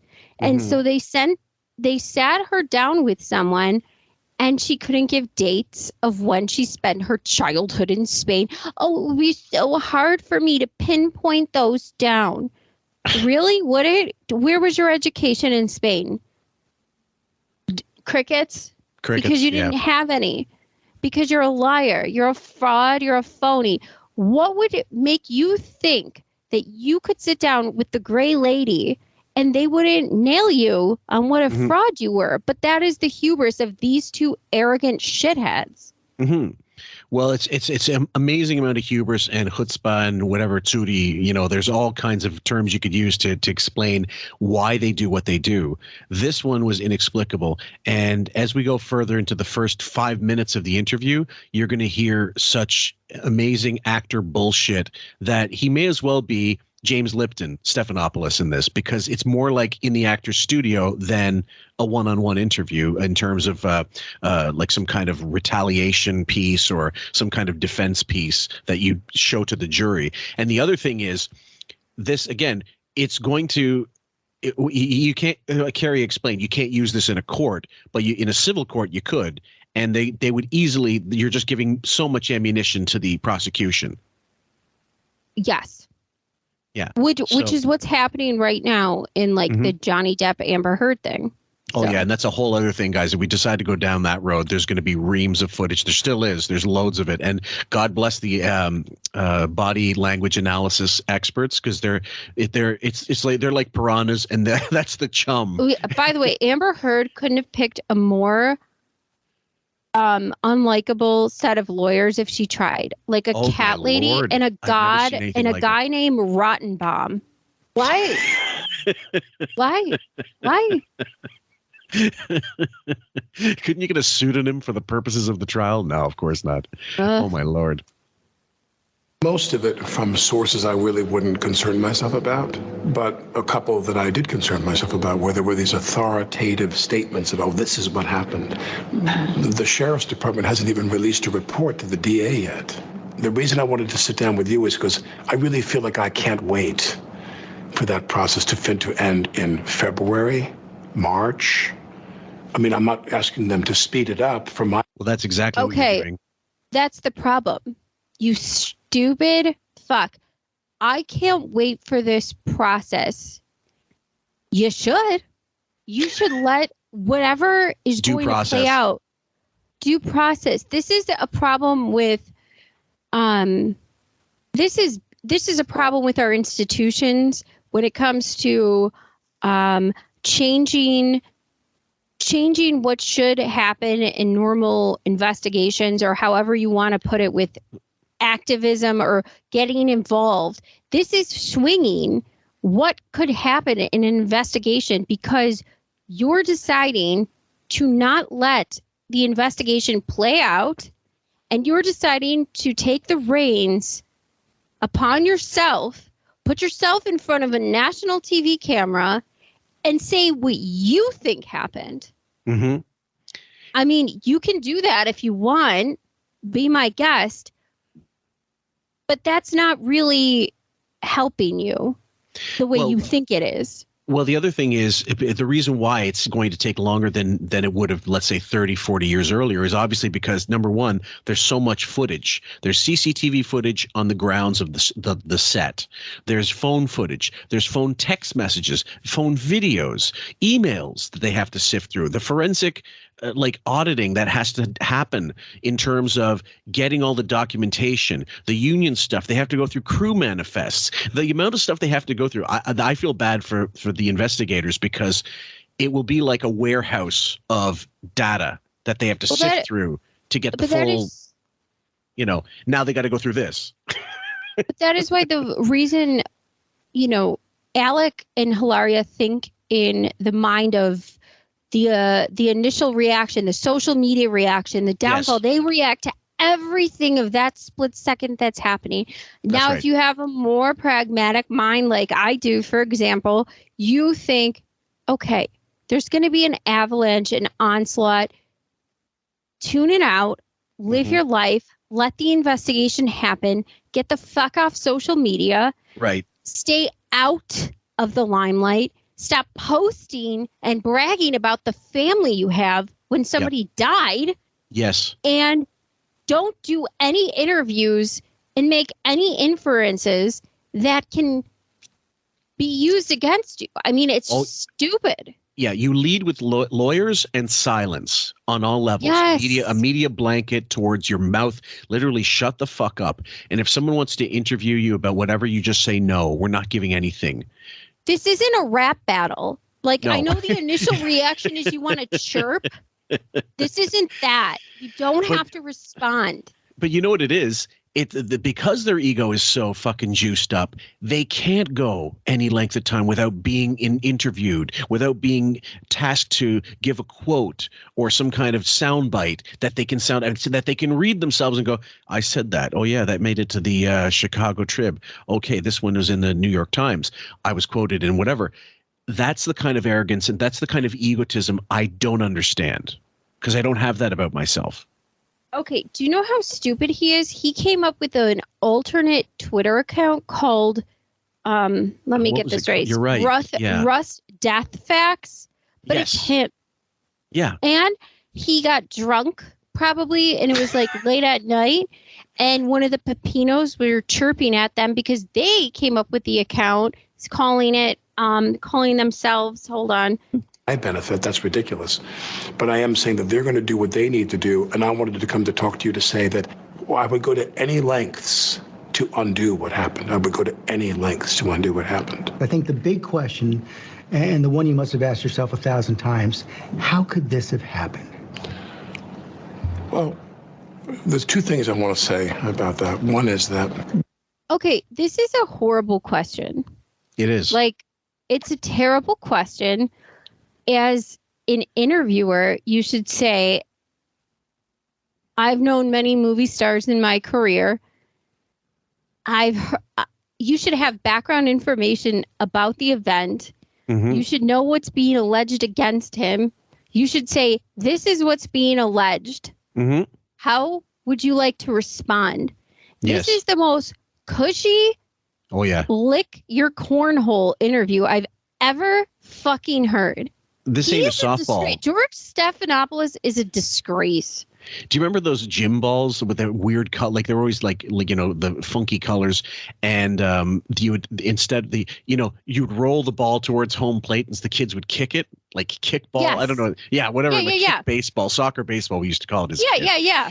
That's them, but instead of one of those, he's rolling a beach ball towards Alec. Yeah, it's a giant beach ball. Yeah, and for someone to say I would do anything twice to get rid of to change this to go back in time and change this doesn't change it. It doesn't matter how contrite you appear to be in this particular video because there's already existing video of you looking indifferent or I caught up in yourself.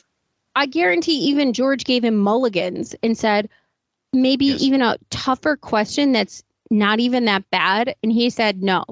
Mm-hmm. When I talk about this, my concern is that I don't sound like I'm the victim. Because there is a victim. There's a woman who died, and my friend got shot. He's my friend.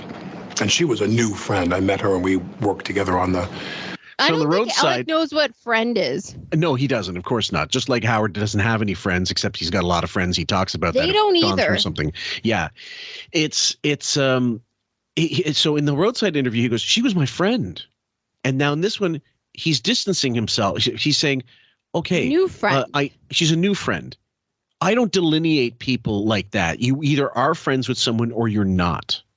There is no middle ground, really. There's acquaintances. There are bar friends. There are like social media friends. I get that. But he's not saying that. I don't consider social media friends. So I'm not accepting that. But I will say that I understand the Hollywood zhuzhy definition of friends. I get that. Mm-hmm. She was my friend. She was my friend. This is not a friend. This is somebody you mistreated, whose crew quit, and you killed. Yep. Some of the mapping out of what we're going to do on the film, which, in the movie terms, if you go make a movie with Scorsese, you and the DP don't sit down and they solicit your ideas of how to make it. We have to throw in Scorsese name dropping to show you, look, I've been on a Scorsese film. Yeah, one, The Departed. And yes, you were good in it. Fine. It was ages ago. But fine. It's not helping. And it's also proving that you've been in the business for so long that you should have had some sort of handle on how productions should be run. Yes, and in fact, it's indicting him on carelessness and just a lack of professionalism if he is one of the executive producers of Rustin, which he is. And not even Alec Baldwin, but George Stephanopoulos, if he was any kind of interviewer, would be introspective on that and pick up on that. But instead, he's just a ball-licking suck-ass and decides to just not, pick up that fucking real huge gift he's just handed him. Remember I showed you that video of Albert Brooks on the Tonight Show using speak and spell calling him buddy? Oh my gosh, that was one of my faves. And so it's no different. He needs a warm body, Alec Baldwin, to throw these questions at him. He can't, but it's no different than if he just had a computer going. And at what point did you feel that, you type it in and this electronic voice speaks it out like Google Translate or something. That's no different than what he's getting right here. Because you're right. There's no kickback. That would have worked in 1985 when there wasn't the internet and there wasn't people who are informed, have opinions, and can voice them. When legal minds and scholars could put it out there for what you fucked up on and how bad George is as an interviewer, that could have worked. This smooth over interview could have been just fine. If it was anybody else. Mike Wallace, I gave another perfect example of a guy that would just like a pit bull that would go to the Ayatollah and say, are you a terrorist? Literally go out and say, this is what people think about you. And what do you have to say about it? The tough questions. I wonder what he would have thought of his son failing at CNN Plus. Oh, Jesus Christ. Well, look, an armorer's daughter doesn't necessarily make her an armorer. So anyway, let's continue. Nepotism. You know what I mean? In the case of Helena, we sat down collaboratively and talked a lot about what we wanted to do in that a precious amount of time we had. But I want to make sure that I don't come across like I'm the victim, because we have two victims here. Precious meaning the time it took for him to consume a fucking prime rib dinner.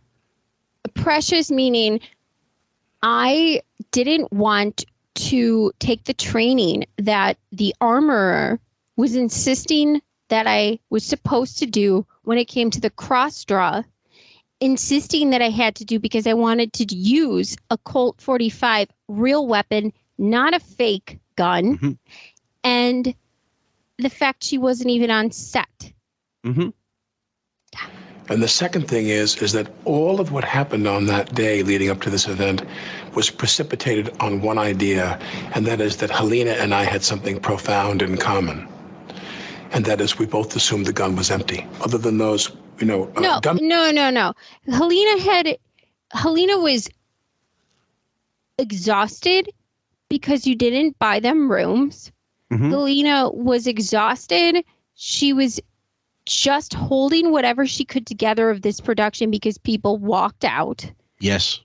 There was no profound anything held together about her understanding that the gun was empty or your understanding that the gun was empty. She assumed that you weren't that stupid. You wouldn't check it because everybody knows when they're handling a firearm, a real firearm, the first thing you do is you don't check point it at. Yes.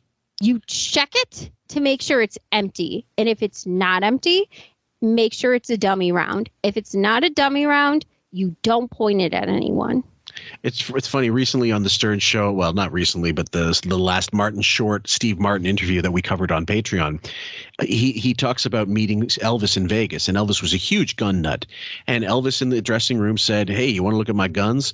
And he had all these pearl-handled, like jeweled revolvers. And he said before he handed them to me, he took the gun, opened it up, took out all the bullets, then handed me the gun. Then he had a third, like a Derringer. He took that out, and they took out those bullets. So there he was sitting there I am sitting with three of Elvis's guns, and he's got 18 bullets. So even Elvis, like this hick, right? This hick phenomenon knew enough to know that in the 1970 something knew enough to not give someone some like a bullet, like a gun that had even blanks, which they've been proven, killed people on the set. John Eric Hexum was the big story, the precedents actually, where a wadded bit of the blank did enough damage to kill him basically and kill himself. And the Brandon Lee set, the Crow set, same. There was something lodged in the barrel. At the very least, a guy like this who claims to be on all these sets, Miami Blues, The Getaway, Departed had shitloads of guns as well. A lot of, films that he's been in, action films where guns are a part of. Don't think you don't pick up something on that. And the first thing you do is, first of all, these big budget productions, you pick up on the protocol. Unless he was just going, yeah. Oh, it's ready? Oh, okay, thank you. give me the gun, and not really paying attention. But he's not saying that. No. He's saying, I knew all about this. Like when he goes to the police interview, he's like, oh, yeah, I knew all about this. This is the way it should be. These are dummy rounds. These are blanks. These are this. These are that. And now all of a sudden with this, and I'm sorry to be going into the police interview, guys. We will do that in depth. But for the purposes of this, he's a little befuddled. We didn't know the gun had anything in it. Why didn't we know? You're the one holding it. You're the one responsible. He's also doing this thing where he's trying to tie himself in with Helena. Mm-hmm. And it's not working. No, it's not, because she's dead and you're here. And we're hearing your bullshit acting excuses about why you're not responsible. So you're trying to align yourself with her. You're right. It's a very good point. And look at those bags. You could fucking pack a trip to Rome. What's the expression? You could hold a 3-day rain in them. Yeah, that's bad. Rounds. I want to get into more detail on the day in a minute, but let's take a step back. What was it that drew you to this project in the first place, to Rust? Let me tell you what drew the project him. He can't be a movie star, good looks anymore. He could do voiceover work, and Rust is perfect because cowboys are rigid looking and look like this. So he could be that. So they could save on makeup? Honestly, because you could get away with that. And this is the only possible aesthetic you could pull. Well, the other thing is, of course, he has no clout in the business. And even if he has a production company, he's got no money for it. He's not going to be Mel Gibson making whatever film he wants to make, or Coppola, who uses the money from his winery to finance these fucking films and then make what he likes. He has to take what he can get at this point. Yep. Yeah. And so that's what he's not willing to say. And I'm not shitting on guys. I'm not shitting on stars who kind of get up to that upper tier and then fall down, and then all of a sudden they got to take what they can get. It's a business. Sometimes you get the big budgets and you get the big paychecks. Other times you got to do indie films because you want to be active in doing something.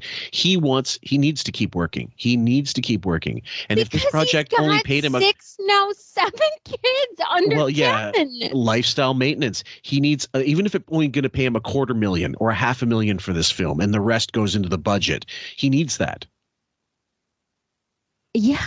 Yeah, there's no reason to do a film like this unless you're so either hungry to keep yourself active out there. But who do you think's going to watch Rust? Listen, Academy? those kids aren't going to New York City public school. No. You don't think they're eating fast food or just some bulk shit? Nope. No. Okay. Took with Joel before. Joel Souza's director. Right. He did this movie Crown Vic that I produced, and Joel and I stayed in touch. We're friends, and I loved Rust. He said, I want to send you this. And I read it, and I said, I love it. I love it. Rust, a low-budget Western, tells the story of an aging outlaw on the run with his young grandson. Baldwin, the film's star, is also one of the producers. Ironic, because now his kids could be his grandchildren. Yeah. They could pass easily as his grandchildren. Ireland, get started, my dear. Please, please, please. I want to see if he acknowledges his grandkids any more than Stern does. She actually, she moved to Wisconsin, and she lives with her boyfriend, and she just bought an ice cream shop with him, and they live a pretty they do pet rescue, and they have an ice cream shop, and she seems a little bit of an oversharer, and she was on Red Table Talk with Jada Pinkett, which, ugh. What's that? But Jada Pinkett Smith. No, Red Table Talk, you said. That's her talk show. Oh, okay. Jada Pinkett. Didn't know. Yeah, she has it with her mother and her daughter, Willow Smith. And the Red Table Talk is where you give all the dirt, Why don't I know about this? So Kim Basinger and Ireland Baldwin went on the show. Wow. And they both said how Alec Baldwin was not equipped to handle Ireland Baldwin's eating disorder, and wasn't equipped to handle a lot. Yeah. And they also said anything. Kim Basinger was a agoraphobe that couldn't leave the house for years. Interesting. Very excited, very, so excited that we finally got this made, because every independent film has many false starts. You know what I mean? And when it finally goes, you feel like a plane, and when you finally get some lift under your wings, it's very, very gratifying. I am a purely creative producer. My authorities as a producer are... Hold on, guys. I got to let that go through. I love that. I'm creative. Yeah, I love how George is, munching on his glasses to make it seem like very intriguing. Yep, he's eating more than Beth. Casting and script, which are actually married to the role of being a lead actor in a film. You know what? He's very creative. This is the guy that was posting pictures promoting his wife making smoothies, standing on their counter in a headstand, and he's pressing the blend button and making a face like, woo, woo, look at me, look at this. I'm so creative. I just kind of think to myself, he had that second shot in the business with 30 Rock. And made loads of money, got Emmys, as far as I know, awards, like a lot award winning. Like it was a funny show. It wasn't my cup of tea generally, but it was it did its job, and gave him a second shot, a second wind in the business.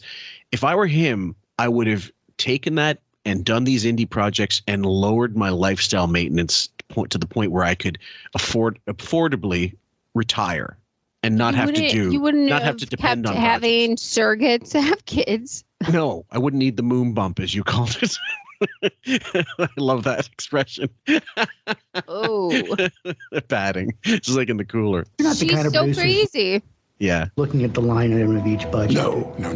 There are basically two types of producers who are really in charge of production: people that raise the money, and the people who spend the money. My consultations or approvals were completely about casting and about the script.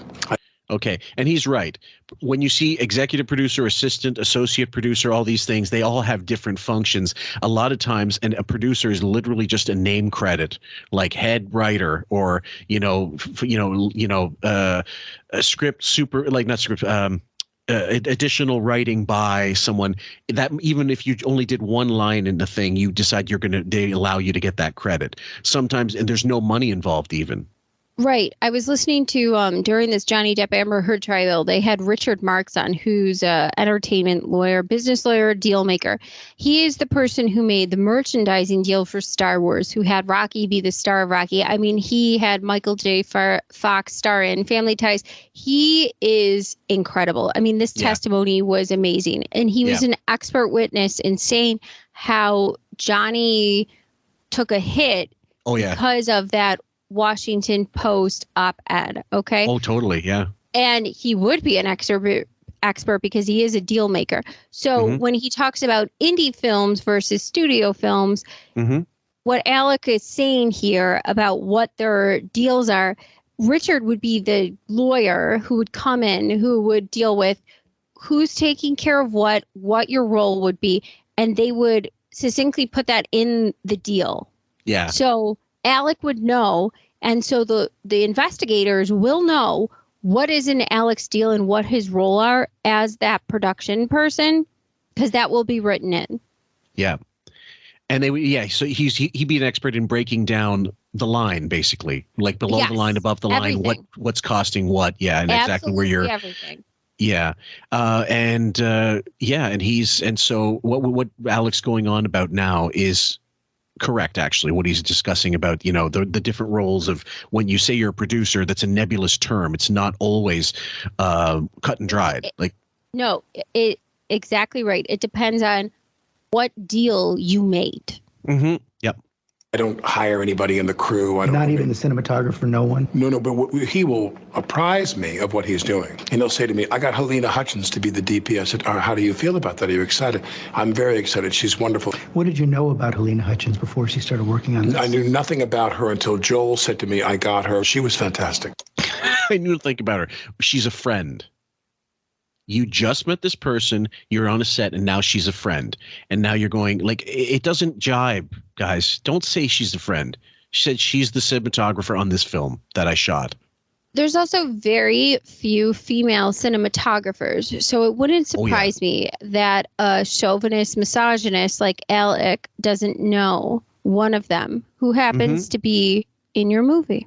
That's right. And if you're a fan of films, as he supposedly is, you don't just know about the actors and directors and, the character actors. You learn about cinematographers. You learn about editors. You learn about composers, especially if you want to get into the business to make your own films or produce your own films. You need to know the style of X. Like, you decide you want to look like this, you hire this person. Why? Because they work with John Ford, or this person worked with Woody Allen. They know what I'm looking for. That's the style I'm looking for. Even if it's not the same person, they work with the kind of, and so it's basic. If you go on IMDb, that's what you're looking for. Connective tissue between your film, your project, what you want the thing to look like and sound like and be filmed like, and then your favorite whatever influence. So you're right. And there's a lawyer from Montreal, ex-lawyer, that has a blog that he's some kind of like weird, he's a nut as far as I'm concerned. And he went on this big tirade about how, in his mind, the way he pictured it, Baldwin was pissed off of having to take fucking direction from a woman and a cinematographer, not a director. And that he just kind of got pissed off. Oh, you want to see this gun? You want to see this gun? You want to see it? Boom. And it goes off. Because he's fed the fuck up. I don't want to go down that path because you can't prove it anyway. Somebody might be able to prove it if they have footage, the same way the Twilight Zone footage exists. And there is footage. They just released it, a day ago, 2 weeks, not even a week ago, about him doing that, practicing with the pistol. And his fingers, his fingers on the trigger.